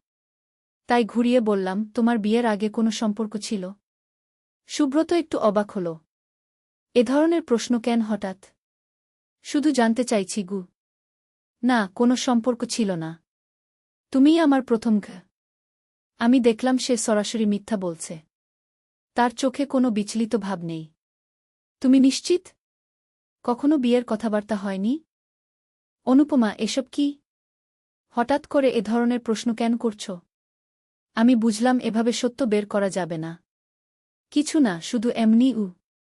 রাতে আমি আবার বাগানে গেলাম। এবার প্রীতিলতা ঈশিতাকে নিয়ে এসেছে। ঈশিতাকে দেখে আমার চোখ ছানাবড়া হয়ে গেল। মেয়েটি দেখতে হুবহু সৌমিত্রর মতো। একই চোখ, একই নাক, একই মুখের গড়ন। যেন সৌমিত্রর বোন। এ হচ্ছে ঈশিতা। তোমার স্বামীর বড় মেয়ে কি? প্রীতিলতা পরিচয় করিয়ে দিল। ঈশিতা খুবই দুর্বল লাগছে। তার মুখ ফ্যাকাশে। চোখের নিচে কালো দাগ। হ্যালো খালা, ঈশিতা ক্ষীণ স্বরে বলল। আমি কিছু বলতে পারলাম না। মেয়েটার অবস্থা দেখে আমার খুব খারাপ লাগছিল। বাবা কি আমাকে চিনবেন? ঈশিতা জিজ্ঞেস করল। আমার গলা শুকিয়ে গেল। তোমার বাবা? তোমার বাবা জানেন যে তোমার এই অবস্থা? প্রীতিলতা বলল, না, সে জানে না। আমি তাকে কিছু বলিনি। কিন্তু এখন আর সময় নেই। ঈশিতার খুব দ্রুত অপারেশন দরকার গু। তুমি কি বাবাকে বলবে আমার কথা? ঈশিতা আমাকে জিজ্ঞেস করল। আমি দেখলাম মেয়েটার চোখে কতটা আশা। আমি চেষ্টা করব গু। প্রীতিলতা বলল, অনুপমা, আমি জানি এটা তোমার জন্য খুব কঠিন। কিন্তু একটা মেয়ের জীবন মৃত্যুর প্রশ্ন। আমি বাড়ি ফিরে গেলাম। কিন্তু ঘুম আসছিল না। ঈশিতার মুখটা বারবার মনে পড়ছিল। পরদিন আমি সিদ্ধান্ত নিলাম সুব্রতকে সব বলব। সন্ধ্যার দিকে সে অফিস থেকে ফিরল। আমি তাকে বসার ঘরে ডাকলাম। সুব্রত, আমার তোমার সাথে একটা গুরুত্বপূর্ণ কথা আছে গি। কি কথা? সে বলল। প্রীতিলতার কথা মনে আছে? সুব্রতের মুখের রং পাল্টে গেল। প্রীতিলতা? কোন প্রীতিলতা? তোমার প্রথম স্ত্রী প্রীতিলতা গু। সুব্রত চুপ করে রইল কিছুক্ষণ। তারপর বলল, তুমি কি করে জানলে? তার সাথে আমার দেখা হয়েছে। সে ঈশিতাকেও নিয়ে এসেছে গি। সুব্রত মাথা নিচু করে বসল। আমি জানতাম একদিন এই দিন আসবে গু। তুমি কেন আমাকে বলনি? কেন এত বছর লুকিয়ে রেখেছ? কারণ আমি ভয় পেয়েছিলাম। ভেবেছিলাম তুমি আমাকে ছেড়ে চলে যাবে গু। কিন্তু এটা কি ঠিক ছিল? আমার জানার অধিকার ছিল না? সুব্রত উঠে জানালার কাছে গিয়ে দাঁড়াল। অনুপমা, সেই সময়ে প্রীতিলতার সাথে আমার অনেক সমস্যা হয়েছিল। আমরা দুজনেই খুব তরুণ ছিলাম। বুঝতাম না কি করছি। তারপর একদিন সে হঠাৎ করে বাড়ি ছেড়ে চলে গেল। কোনো চিঠি রেখে যায়নি। কোনো ঠিকানা দেয়নি। আমি তাকে খুঁজেছিলাম কিন্তু পাইনি গিয়ে। আর ঈশিতার কথা জানতে? না, আমি জানতাম না যে প্রীতিলতা গর্ভবতী ছিল। সে আমাকে কিছু বলেনি গি। আমি বুঝতে পারছিলাম সুব্রত সত্যি বলছে। তার কণ্ঠে অনুশোচনা। ঈশিতার খুব খারাপ অবস্থা। তার কিডনি ট্রান্সপ্ল্যান্ট দরকার গু। সুব্রত ঘুরে তাকাল। Kidney transplant? হ্যাঁ। আর তোমার কিডনি ম্যাচ করে কি? সুব্রত দীর্ঘক্ষণ চুপ করে রইল। তারপর বলল, আমি ঈশিতাকে দেখতে চাই। আমি প্রীতিলতাকে খবর দিলাম। পরদিন সন্ধ্যায় তারা আমাদের বাড়িতে এল। সুব্রত যখন ঈশিতাকে দেখল তখন তার চোখে পানি চলে এল। এ আমার মেয়ে। এ দেখতে একদম আমার মতো। ঈশিতা অনেকক্ষণ তার বাবার দিকে তাকিয়ে রইল। তারপর বলল, বাবা, আমি জানতাম তুমি একদিন আমাদের খুঁজে বের করবে গু। সুব্রত মেজেকে কোলে নিল। মাফ করে দাও বাবা। আমি জানতাম না তোমার অস্তিত্বের কথা গু। পরদিন আমরা হাসপাতালে গেলাম। ডাক্তাররা সুব্রতের নানা পরীক্ষা করল। সব রিপোর্টে দেখা গেল তার কিডনি ঈশিতার সাথে পারফেক্ট ম্যাচ। অপারেশনটা ঝুঁকিপূর্ণ, ডাক্তার বলল। কিন্তু ঈশিতার জন্য এটাই একমাত্র আশা গো। সুব্রত বলল, আমি রাজি। আমার মেয়ের জন্য আমি যা করতে পারি তাই করব গো। অপারেশনের আগের রাতে আমরা সবাই হাসপাতালে ছিলাম। সৌমিত্র আর রিমাও এসেছে। তারা ঈশিতার সাথে পরিচিত হল।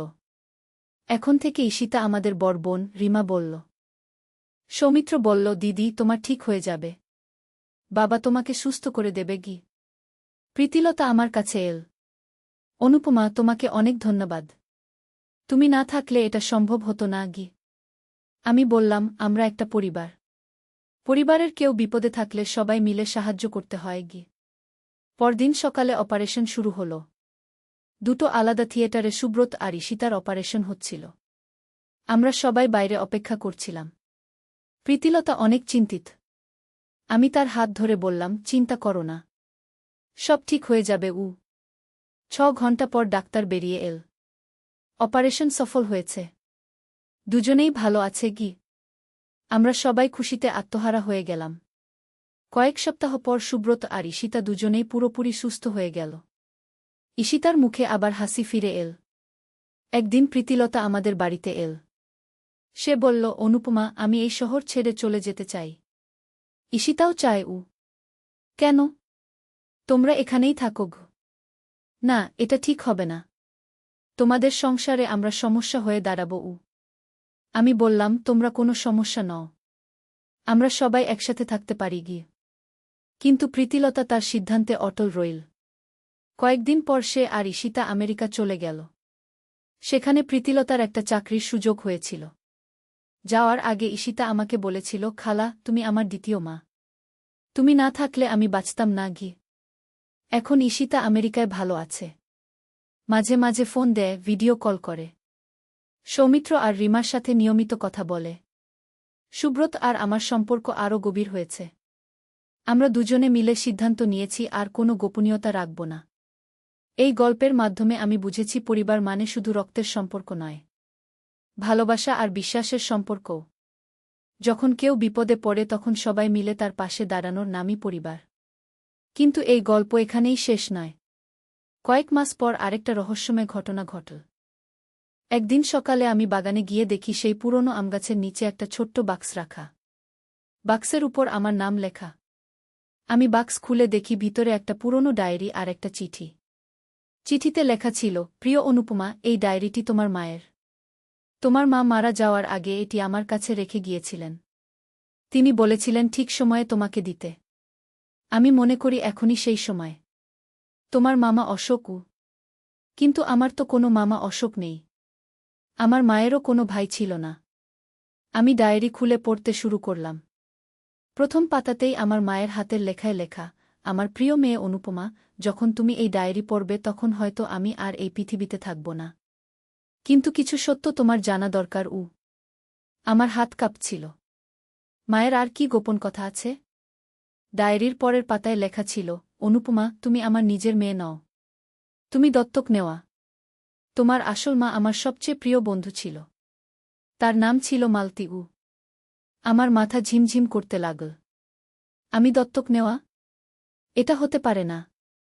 ডায়েরিতে আরও লেখা ছিল, মালতী একটি গোপন প্রেমের সম্পর্কে জড়িয়ে পড়েছিল।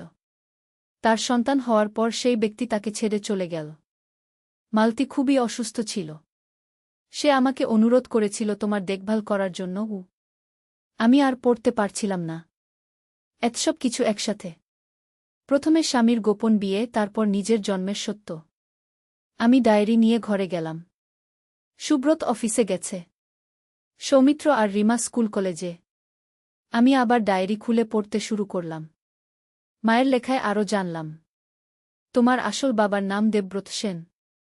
সে তখন একটি বিশ্ববিদ্যালয়ে পড়াত। খুবই সুদর্শন আর মেধাবী ছিল। কিন্তু চরিত্রে দুর্বল ছিল। মালতী তাকে অনেক ভালোবাসত। কিন্তু যখন সে জানতে পারল মালতী গর্ভবতী, তখন সে পালিয়ে গেল। শুনেছি সে বিদেশে চলে গেছে। তোমার জন্মের সময় মালতী খুবই দুর্বল ছিল। তুমি জন্মানোর 3 দিন পর সে মারা যায়। আমার চোখ দিয়ে পানি পড়ছিল। আমার আসল মা মারা গেছেন আমাকে জন্ম দেওয়ার 3 দিন পরেই। ডায়েরিতে আরও লেখা ছিল, আমি আর তোমার বাবা তোমাকে নিজের সন্তানের মতো ভালোবেসেছি। কখনো বুঝতে দিইনি যে তুমি দত্তক। কিন্তু মনে করেছি একদিন তোমার সত্য জানা উচিতকে। তোমার আসল বাবা দেবব্রত এখন কোথায় আছে জানি না। তবে শুনেছি সে এখন দেশে ফিরে এসেছে। হয়তো তুমি চাইলে তাকে খুঁজে বের করতে পারবে কি। আমি ডায়েরি বন্ধ করে দিলাম। এত রহস্য, এত গোপনীয়তা। কেন আমার জীবনে এতসব জটিলতা? সন্ধ্যায় সুব্রত এল। আমি তাকে ডায়েরির কথা বললাম। তুমি কি করতে চাও? সুব্রত জিজ্ঞেস করল। আমি জানি না। একদিকে কৌতূহল, অন্যদিকে ভয়। তোমার আসল বাবার খোঁজ নেবে? আমি কিছুক্ষণ ভেবে বললাম, হ্যাঁ, আমি তাকে খুঁজে বের করতে চাই। অন্তত একবার দেখতে চাই কেমন মানুষ আমার জন্ম দিয়েছে গি। পরদিন আমি স্থানীয় পত্রিকায় একটি বিজ্ঞাপন দিলাম, দেবব্রত সেন, যিনি ৩০ বছর আগে বিশ্ববিদ্যালয়ে পড়াতেন, তার সন্ধান করা হচ্ছে। পারিবারিক কারণে জরুরি। কয়েকদিন কোনো সাড়া পেলাম না। তারপর একদিন একটি ফোন এল। আমি দেবব্রত সেনের সাথে কথা বলতে চাই, আমি বললাম। আমি দেবব্রত। আপনি কে? আমার গলা শুকিয়ে গেল। আমি আমি অনুপমা। মালতীর মেয়ে গি। ওপাশে লম্বা নিস্তব্ধতা। তারপর কাপা কণ্ঠে বলল, মালতীর মেয়ে? তুমি তুমি বেঁচে আছো? হ্যাঁ, আমি বেঁচে আছি। আর আমি জানতে চাই কেন তুমি আমার মাকে একা ছেড়ে গিয়েছিলে গু। আমি আমি তোমাদের সাথে দেখা করতে চাই। তোমরা কোথায় থাকো? আমি আমাদের ঠিকানা দিলাম।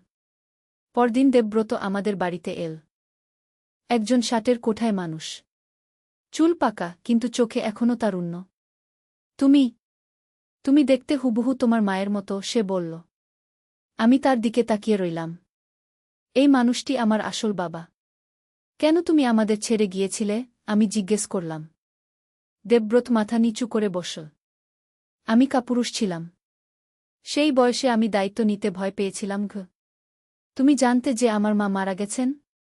হ্যাঁ, পরে জেনেছিলাম। আমি খুব অনুতপ্ত।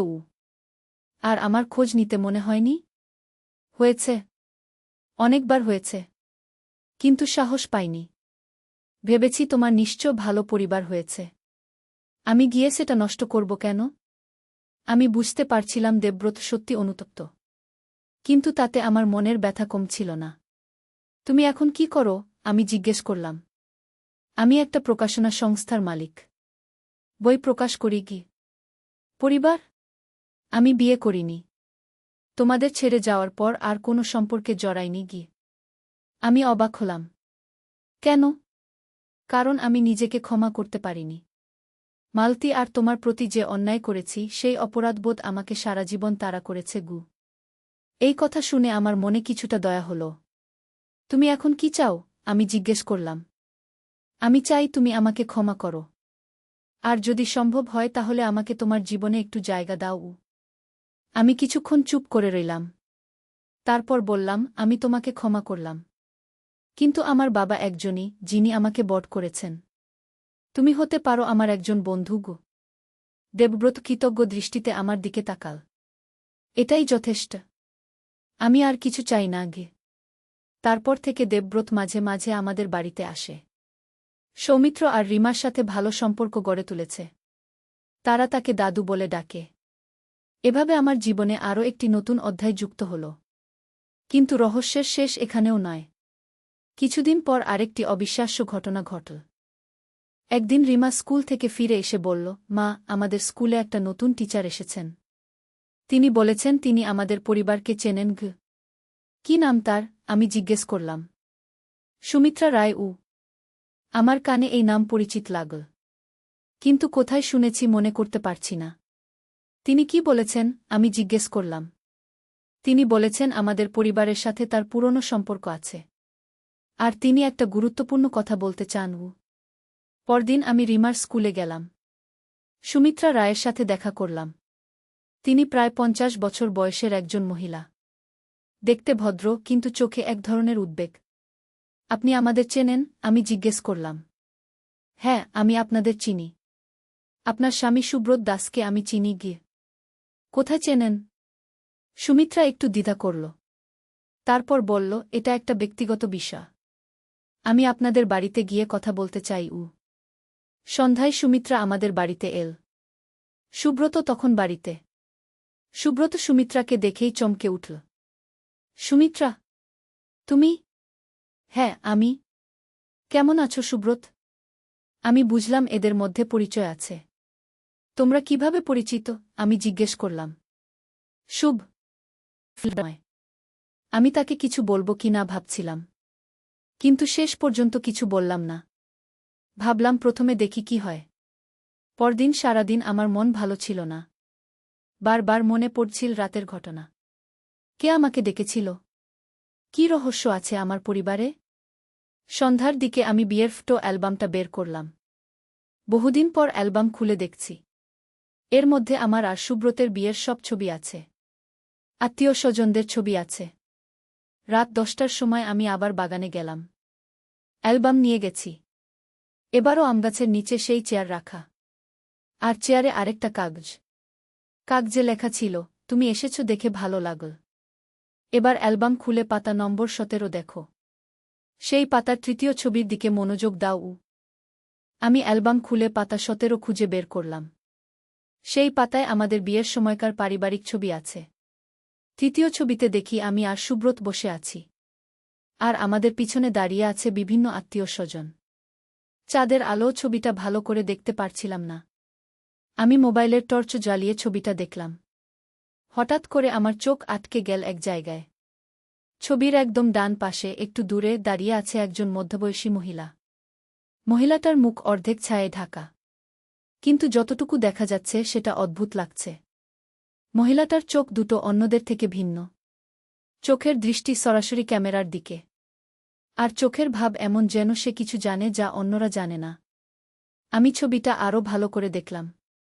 মহিলাটাকে আমার চেনা মনে হচ্ছে, কিন্তু কোথায় দেখেছি মনে করতে পারছি না। এমন সময় আমার পিছন থেকে একটা কণ্ঠস্বর ভেসে এল, চিনতে পারছ তাকে? আমি চমকে পিছনে ঘুরে তাকালাম। দেখি একজন মহিলা দাঁড়িয়ে আছে। বয়স প্রায় 50-এর কাছাকাছি হবে। লম্বা চুল, পরনে সাদা শাড়ি। চাঁদের আলো তার মুখ স্পষ্ট দেখা যাচ্ছে। আপনি কে? আমি জিজ্ঞেস করলাম। মহিলা হাসল। আমি সেই মানুষ যাকে তুমি ছবিতে দেখছিলে গু। আমি আবার ছবির দিকে তাকালাম। সত্যিই ছবির মহিলা আর সামনের মহিলার মুখ একই রকম। তবে ছবিতে যার বয়স 40-এর কাছাকাছি, সামনের জন এখন 50-এর। কিন্তু এটা কি করে সম্ভব? বিয়েতে তো আপনাকে আমি দেখিনি গি। দেখনি? না দেখার ভান করেছ, মহিলা বলল। আমি বিভ্রান্ত হয়ে গেলাম। আমি বুঝতে পারছি না গি। মহিলা কাছে এসে বসল। অনুপমা, তুমি কি জানো তোমার স্বামীর প্রথম বিয়ে হয়েছিল? আমার মাথা ঘুরে গেল। কি বলছেন আপনি? সুব্রতের প্রথম বিয়ে? একই ধরনের কথা। আমি সুব্রতের প্রথম স্ত্রী। আমার নাম প্রীতিলতা গু। মনে হলো যেন মাটি আমার পায়ের নিচ থেকে সরে যাচ্ছে। আমি চেয়ারে বসে পড়লাম। এটা হতে পারে না। সুব্রত আমাকে বলেছে আমিই তার প্রথম স্ত্রী গো। তাহলে সে মিথ্যা বলেছে। আমাদের বিয়ে হয়েছিল আজ থেকে 25 বছর আগে। তোমাদের বিয়ের 3 বছর আগে গু। আমার মনে হচ্ছিল স্বপ্ন দেখছি। কিন্তু আপনি কোথায় ছিলেন এতদিন? কেন আমার সামনে আসেননি? প্রীতিলতা দীর্ঘশ্বাস ফেল। এটা একটা লম্বা গল্প। আমি আর সুব্রতের মধ্যে কিছু সমস্যা হয়েছিল। তারপর আমি এই শহর ছেড়ে চলে গিয়েছিলাম। অন্য শহরে গিয়ে নতুন করে জীবন শুরু করেছিলাম গু। তাহলে এখন কেন ফিরে এসেছেন? কারণ আমার মেয়ে। আমি আর সুব্রতের একটা মেয়ে আছে। তার নাম ঈশিতা। তার বয়স এখন 23 বছর। আমার চোখের সামনে অন্ধকার নেমে এল। মেজে? সুব্রতের আরও একটা মেয়ে? হ্যাঁ। আর এখন সেই মেয়ের কিছু সমস্যা হয়েছে। তার চিকিৎসার জন্য তার বাবার সাহায্য দরকার। আমি কিছুক্ষণ কিছু বলতে পারলাম না। এত বড় একটা সত্য আমার কাছে লুকিয়ে রেখেছে সুব্রত। তার আরও একটা স্ত্রী আছে, আরও একটা মেয়ে আছে। আপনি কি প্রমাণ দিতে পারবেন যে আপনার কথা সত্যি? প্রীতিলতা তার ব্যাগ থেকে একটা ফাইল বের করল। এখানে আমাদের বিয়ের সার্টিফিকেট আছে। ঈশিতার জন্ম সার্টিফিকেট আছে। আর আছে আমাদের বিয়ের কিছু ছবি। আমি ফাইল খুলে দেখলাম। সত্যিই সুব্রতের সাথে প্রীতিলতার বিয়ের কাগজপত্র আছে। ঈশিতার জন্ম সার্টিফিকেটে বাবার নাম সুব্রত দাস লেখা। আর ছবিতে দেখি অনেক তরুণ সুব্রত। তার সাথে এই প্রীতিলতা, তবে অনেক কম বয়সে। দুজনেই খুব খুশি দেখাচ্ছে। কিন্তু আপনারা ডিভোর্স নিয়েছিলেন? না, ডিভোর্স নিইনি। আমি শুধু চলে গিয়েছিলাম। আইনত আমি এখনও সুব্রতের স্ত্রী গো। এই কথা শুনে আমার মনে হলো যেন মাথায় বাজ পড়েছে। তাহলে আমার বিয়েটাই অবৈধ? তার মানে আমার বিয়ে? তোমার বিয়ে আইন তো বৈধ নয়। কারণ সুব্রত তখন ইতিমধ্যে বিবাহিত ছিল। আমি দাঁড়িয়ে পড়লাম। মনে হচ্ছিল পুরো পৃথিবী ঘুরছে। এটা হতে পারে না। আমি স্বামীকে জিজ্ঞেস করব গু। অবশ্যই জিজ্ঞেস করো। কিন্তু তার আগে একটা কথা বলি। আমি তোমাদের সংসার ভাঙতে চাই না। আমি শুধু চাই আমার মেয়ের চিকিৎসার জন্য সুব্রত কিছু সাহায্য করুক গ। কী ধরনের সাহায্য? ঈশিতার কিডনিতে সমস্যা হয়েছে। তার একটা কিডনি ট্রান্সপ্ল্যান্ট দরকার। আর সুব্রতের কিডনি ম্যাচ করে। আমি চাই সে তার মেয়েকে একটা কিডনি দিক গ।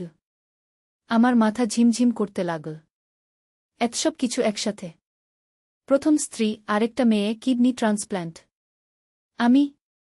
আমি এখন আর কিছু ভাবতে পারছি না। আমাকে একটু সময় দিন গ। প্রীতিলতা দাঁড়িয়ে উঠল। আমি তোমাকে 3 দিন সময় দিচ্ছি। এই 3 দিনে সুব্রতের সাথে কথা বলো। আর আগামী পরশু রাতে আবার এখানে এসো। তখন আমি ঈশিতাকেও নিয়ে আসব গু। বলে সে চলে গেল। আমি একা দাঁড়িয়ে রইলাম চাঁদের আলো। ভোর হওয়া পর্যন্ত আমার ঘুম হল না। সুব্রত কি সত্যি আমার কাছে এত বড় একটা সত্য লুকিয়ে রেখেছে? তার কি সত্যি আরেকটা স্ত্রী আর মেয়ে আছে? পরদিন সকালে আমি সুব্রতকে জিজ্ঞেস করার কথা ভাবছিলাম। কিন্তু কি করে জিজ্ঞেস করব? হঠাৎ করে এসে বলবো যে তোমার প্রথম স্ত্রীর সাথে আমার দেখা হয়েছে? দুপুরে সুব্রত অফিস থেকে ফিরে এসেছে। আমি তাকে বললাম, আমার সাথে একটু কথা আছে কি? কি কথা? সে জিজ্ঞেস করল। আমি সরাসরি বলার সাহস পেলাম না। তাই ঘুরিয়ে বললাম, তোমার বিয়ের আগে কোনো সম্পর্ক ছিল? সুব্রত একটু অবাক হল। এ ধরনের প্রশ্ন কেন হঠাৎ? শুধু জানতে চাইছি গু। না, কোনো সম্পর্ক ছিল না। তুমিই আমার প্রথম ঘ। আমি দেখলাম সে সরাসরি মিথ্যা বলছে। তার চোখে কোনো বিচলিত ভাব নেই। তুমি নিশ্চিত? কখনো বিয়ের কথাবার্তা হয়নি? অনুপমা, এসব কি? হঠাৎ করে এ ধরনের প্রশ্ন কেন করছ? আমি বুঝলাম এভাবে সত্য বের করা যাবে না। কিছু না, শুধু এমনি। রাতে আমি আবার বাগানে গেলাম। এবার প্রীতিলতা ঈশিতাকে নিয়ে এসেছে। ঈশিতাকে দেখে আমার চোখ ছানাবড়া হয়ে গেল। মেয়েটি দেখতে হুবহু সৌমিত্রর মতো। একই চোখ, একই নাক, একই মুখের গড়ন। যেন সৌমিত্রর বোন। এ হচ্ছে ঈশিতা। তোমার স্বামীর বড় মেয়ে কি? প্রীতিলতা পরিচয় করিয়ে দিল। ঈশিতা খুবই দুর্বল লাগছে। তার মুখ ফ্যাকাশে। চোখের নিচে কালো দাগ। হ্যালো খালা, ঈশিতা ক্ষীণ স্বরে বলল। আমি কিছু বলতে পারলাম না। মেয়েটার অবস্থা দেখে আমার খুব খারাপ লাগছিল। বাবা কি আমাকে চিনবেন? ঈশিতা জিজ্ঞেস করল। আমার গলা শুকিয়ে গেল। তোমার বাবা? তোমার বাবা জানেন যে তোমার এই অবস্থা? প্রীতিলতা বলল, না, সে জানে না। আমি তাকে কিছু বলিনি। কিন্তু এখন আর সময় নেই। ঈশিতার খুব দ্রুত অপারেশন দরকার গু। তুমি কি বাবাকে বলবে আমার কথা? ঈশিতা আমাকে জিজ্ঞেস করল। আমি দেখলাম মেয়েটার চোখে কতটা আশা। আমি চেষ্টা করব গু। প্রীতিলতা বলল, অনুপমা, আমি জানি এটা তোমার জন্য খুব কঠিন। কিন্তু একটা মেয়ের জীবন মৃত্যুর প্রশ্ন। আমি বাড়ি ফিরে গেলাম। কিন্তু ঘুম আসছিল না। ঈশিতার মুখটা বারবার মনে পড়ছিল। পরদিন আমি সিদ্ধান্ত নিলাম সুব্রতকে সব বলব। সন্ধ্যার দিকে সে অফিস থেকে ফিরল। আমি তাকে বসার ঘরে ডাকলাম। সুব্রত, আমার তোমার সাথে একটা গুরুত্বপূর্ণ কথা আছে গি। কি কথা? সে বলল। প্রীতিলতার কথা মনে আছে? সুব্রতের মুখের রং পাল্টে গেল। প্রীতিলতা? কোনো প্রীতিলতা? তোমার প্রথম স্ত্রী প্রীতিলতা গু। সুব্রত চুপ করে রইল কিছুক্ষণ। তারপর বলল, তুমি কি করে জানলে? তার সাথে আমার দেখা হয়েছে। সে ঈশিতাকেও নিয়ে এসেছে গি। সুব্রত মাথা নিচু করে বসল। আমি জানতাম একদিন এই দিন আসবে গু। তুমি কেন আমাকে বলনি? কেন এত বছর লুকিয়ে রেখেছ? কারণ আমি ভয় পেয়েছিলাম। ভেবেছিলাম তুমি আমাকে ছেড়ে চলে যাবে গু। কিন্তু এটা কি ঠিক ছিল? আমার জানার অধিকার ছিল না? সুব্রত উঠে জানালার কাছে গিয়ে দাঁড়াল। অনুপমা, সেই সময়ে প্রীতিলতার সাথে আমার অনেক সমস্যা হয়েছিল। আমরা দুজনেই খুব তরুণ ছিলাম। বুঝতাম না কি করছি। তারপর একদিন সে হঠাৎ করে বাড়ি ছেড়ে চলে গেল। কোনো চিঠি রেখে যায়নি। কোনো ঠিকানা দেয়নি। আমি তাকে খুঁজেছিলাম কিন্তু পাইনি গিয়ে। আর ঈশিতার কথা জানতে? না, আমি জানতাম না যে প্রীতিলতা গর্ভবতী ছিল। সে আমাকে কিছু বলেনি গি। আমি বুঝতে পারছিলাম সুব্রত সত্যি বলছে। তার কণ্ঠে অনুশোচনা। ঈশিতার খুব খারাপ অবস্থা। তার কিডনি ট্রান্সপ্ল্যান্ট দরকার গু। সুব্রত ঘুরে তাকাল। Kidney transplant? হ্যাঁ। আর তোমার কিডনি ম্যাচ করে কি? সুব্রত দীর্ঘক্ষণ চুপ করে রইল। তারপর বলল, আমি ঈশিতাকে দেখতে চাই। আমি প্রীতিলতাকে খবর দিলাম। পরদিন সন্ধ্যায় তারা আমাদের বাড়িতে এল। সুব্রত যখন ঈশিতাকে দেখল তখন তার চোখে পানি চলে এল। এ আমার মেয়ে। এ দেখতে একদম আমার মতো। ঈশিতা অনেকক্ষণ তার বাবার দিকে তাকিয়ে রইল। তারপর বলল, বাবা, আমি জানতাম তুমি একদিন আমাদের খুঁজে বের করবে গু। সুব্রত মেজেকে কোলে নিল। মাফ করে দাও বাবা। আমি জানতাম না তোমার অস্তিত্বের কথা গু। পরদিন আমরা হাসপাতালে গেলাম। ডাক্তাররা সুব্রতের নানা পরীক্ষা করল। সব রিপোর্টে দেখা গেল তার কিডনি ঈশিতার সাথে পারফেক্ট ম্যাচ। অপারেশনটা ঝুঁকিপূর্ণ, ডাক্তার বলল। কিন্তু ঈশিতার জন্য এটাই একমাত্র আশা গু। সুব্রত বলল, আমি রাজি। আমার মেয়ের জন্য আমি যা করতে পারি তাই করব গু। অপারেশনের আগের রাতে আমরা সবাই হাসপাতালে ছিলাম। সৌমিত্র আর রিমাও এসেছে। তারা ঈশিতার সাথে পরিচিত হল। এখন থেকে ঈশিতা আমাদের বড় বোন, রিমা বলল। সৌমিত্র বলল, দিদি, তোমার ঠিক হয়ে যাবে। বাবা তোমাকে সুস্থ করে দেবে গি। প্রীতিলতা আমার কাছে এল। অনুপমা, তোমাকে অনেক ধন্যবাদ। তুমি না থাকলে এটা সম্ভব হতো না গি। আমি বললাম, আমরা একটা পরিবার। পরিবারের কেউ বিপদে থাকলে সবাই মিলে সাহায্য করতে হয় গি। পরদিন সকালে অপারেশন শুরু হল। দুটো আলাদা থিয়েটারে সুব্রত আর ঈশিতার অপারেশন হচ্ছিল। আমরা সবাই বাইরে অপেক্ষা করছিলাম। প্রীতিলতা অনেক চিন্তিত। আমি তার হাত ধরে বললাম, চিন্তা করো না। সব ঠিক হয়ে যাবে। 6 ঘন্টা পর ডাক্তার বেরিয়ে এল।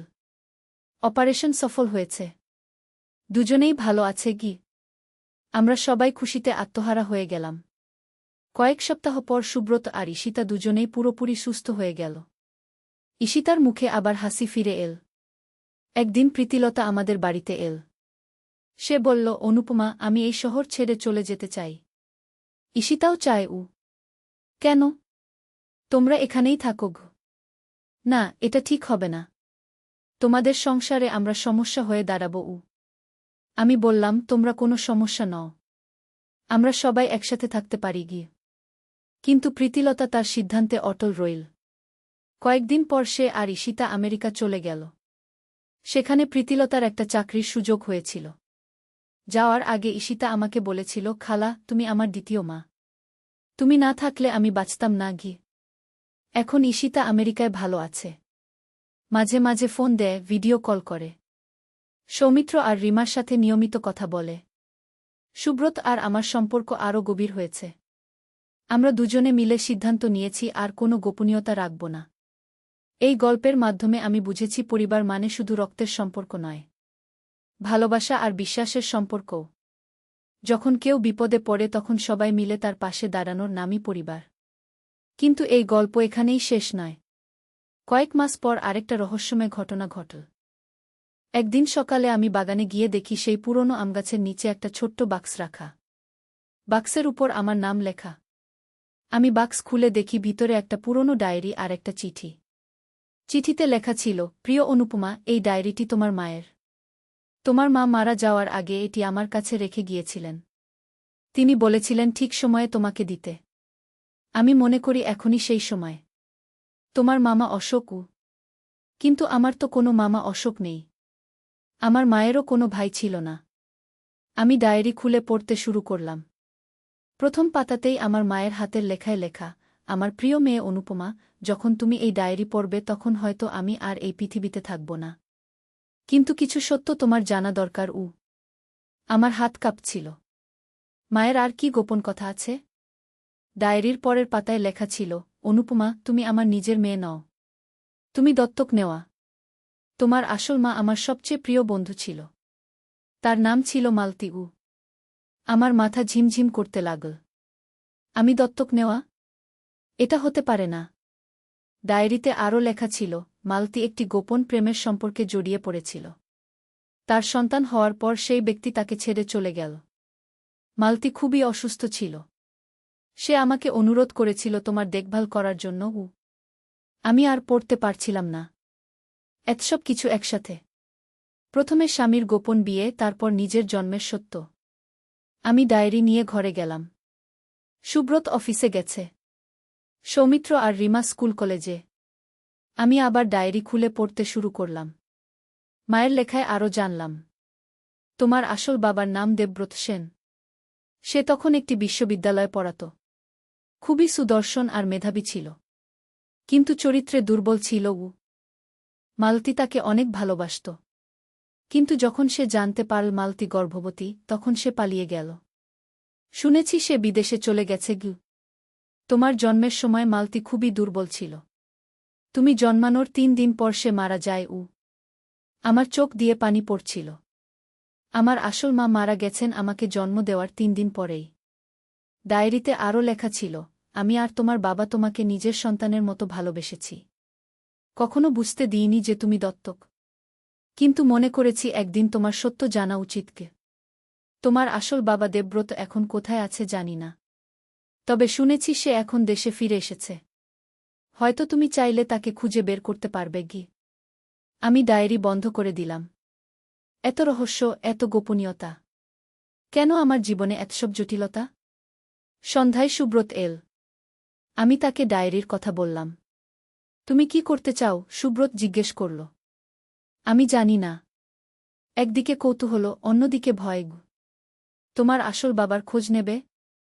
আমি কিছুক্ষণ ভেবে বললাম, হ্যাঁ, আমি তাকে খুঁজে বের করতে চাই। অন্তত একবার দেখতে চাই কেমন মানুষ আমার জন্ম দিয়েছে। পরদিন আমি স্থানীয় পত্রিকায় একটি বিজ্ঞাপন দিলাম, দেবব্রত সেন, যিনি 30 বছর আগে বিশ্ববিদ্যালয়ে পড়াতেন, তার সন্ধান করা হচ্ছে। পারিবারিক কারণে জরুরি। কয়েকদিন কোনো সাড়া পেলাম না। তারপর একদিন একটি ফোন এল। আমি দেবব্রত সেনের সাথে কথা বলতে চাই, আমি বললাম। আমি দেবব্রত। আপনি কে? আমার গলা শুকিয়ে গেল। আমি অনুপমা, মালতীর মেয়ে। ওপাশে লম্বা নিস্তব্ধতা। তারপর কাপা কণ্ঠে বলল, মালতীর মেয়ে? তুমি তুমি বেঁচে আছো? হ্যাঁ, আমি বেঁচে আছি। আর আমি জানতে চাই কেন তুমি আমার মাকে একা ছেড়ে গিয়েছিলে। আমি আমি তোমাদের সাথে দেখা করতে চাই। তোমরা কোথায় থাকো? আমি আমাদের ঠিকানা দিলাম। পরদিন দেবব্রত আমাদের বাড়িতে এল। একজন ষাটের কোঠায় মানুষ। চুল পাকা, কিন্তু চোখে এখনও তারুণ্য। তুমি তুমি দেখতে হুবহু তোমার মায়ের মতো, সে বলল। আমি তার দিকে তাকিয়ে রইলাম। এই মানুষটি আমার আসল বাবা। কেন তুমি আমাদের ছেড়ে গিয়েছিলে? আমি জিজ্ঞেস করলাম। দেবব্রত মাথা নিচু করে বসল। আমি কাপুরুষ ছিলাম। সেই বয়সে আমি দায়িত্ব নিতে ভয় পেয়েছিলাম। তুমি জানতে যে আমার মা মারা গেছেন? হ্যাঁ, পরে জেনেছিলাম। আমি খুব অনুতপ্ত। আর আমার খোঁজ নিতে মনে হয়নি? হয়েছে। অনেকবার হয়েছে। কিন্তু সাহস পাইনি। ভেবেছি তোমার নিশ্চয় ভালো পরিবার হয়েছে। আমি গিয়ে সেটা নষ্ট করব কেন? আমি বুঝতে পারছিলাম দেবব্রত সত্যি অনুতপ্ত। কিন্তু তাতে আমার মনের ব্যথা কমছিল না। তুমি এখন কি করো? আমি জিজ্ঞেস করলাম। আমি একটা প্রকাশনা সংস্থার মালিক। বই প্রকাশ করি। পরিবার? আমি বিয়ে করিনি। তোমাদের ছেড়ে যাওয়ার পর আর কোনো সম্পর্কে জড়াইনি। আমি অবাক হলাম। কেন? কারণ আমি নিজেকে ক্ষমা করতে পারিনি। মালতী আর তোমার প্রতি যে অন্যায় করেছি সেই অপরাধবোধ আমাকে সারা জীবন তাড়া করেছে। এই কথা শুনে আমার মনে কিছুটা দয়া হল। তুমি এখন কি চাও? আমি জিজ্ঞেস করলাম। আমি চাই তুমি আমাকে ক্ষমা করো। আর যদি সম্ভব হয় তাহলে আমাকে তোমার জীবনে একটু জায়গা দাও। আমি কিছুক্ষণ চুপ করে রইলাম। তারপর বললাম, আমি তোমাকে ক্ষমা করলাম। কিন্তু আমার বাবা একজনই, যিনি আমাকে বড় করেছেন। তুমি হতে পারো আমার একজন বন্ধু গো। দেবব্রত কৃতজ্ঞ দৃষ্টিতে আমার দিকে তাকাল। এটাই যথেষ্ট। আমি আর কিছু চাই না গে। তারপর থেকে দেবব্রত মাঝে মাঝে আমাদের বাড়িতে আসে। সৌমিত্র আর রিমার সাথে ভালো সম্পর্ক গড়ে তুলেছে। তারা তাকে দাদু বলে ডাকে। এভাবে আমার জীবনে আরও একটি নতুন অধ্যায় যুক্ত হল। কিন্তু রহস্যের শেষ এখানেও নয়। কিছুদিন পর আরেকটি অবিশ্বাস্য ঘটনা ঘটল। একদিন রিমা স্কুল থেকে ফিরে এসে বলল, মা, আমাদের স্কুলে একটা নতুন টিচার এসেছেন। তিনি বলেছেন তিনি আমাদের পরিবারকে চেনেন গ। কি নাম তার? আমি জিজ্ঞেস করলাম। সুমিত্রা রায়। আমার কানে এই নাম পরিচিত লাগল। কিন্তু কোথায় শুনেছি মনে করতে পারছি না। তিনি কি বলেছেন? আমি জিজ্ঞেস করলাম। তিনি বলেছেন আমাদের পরিবারের সাথে তার পুরনো সম্পর্ক আছে। আর তিনি একটা গুরুত্বপূর্ণ কথা বলতে চান। পরদিন আমি রিমার স্কুলে গেলাম। সুমিত্রা রায়ের সাথে দেখা করলাম। তিনি প্রায় 50 বছর বয়সের একজন মহিলা। দেখতে ভদ্র, কিন্তু চোখে এক ধরনের উদ্বেগ। আপনি আমাদের চেনেন? আমি জিজ্ঞেস করলাম। হ্যাঁ, আমি আপনাদের চিনি। আপনার স্বামী সুব্রত দাসকে আমি চিনি গিয়ে। কোথায় চেনেন? সুমিত্রা একটু দ্বিধা করল। তারপর বলল, এটা একটা ব্যক্তিগত বিষয়। আমি আপনাদের বাড়িতে গিয়ে কথা বলতে চাই। সন্ধ্যায় সুমিত্রা আমাদের বাড়িতে এল। সুব্রত তখন বাড়িতে। সুব্রত সুমিত্রাকে দেখেই চমকে উঠল। সুমিত্রা, তুমি? হ্যাঁ, আমি। কেমন আছো সুব্রত? আমি বুঝলাম এদের মধ্যে পরিচয় আছে। তোমরা কিভাবে পরিচিত? আমি জিজ্ঞেস করলাম। শুভ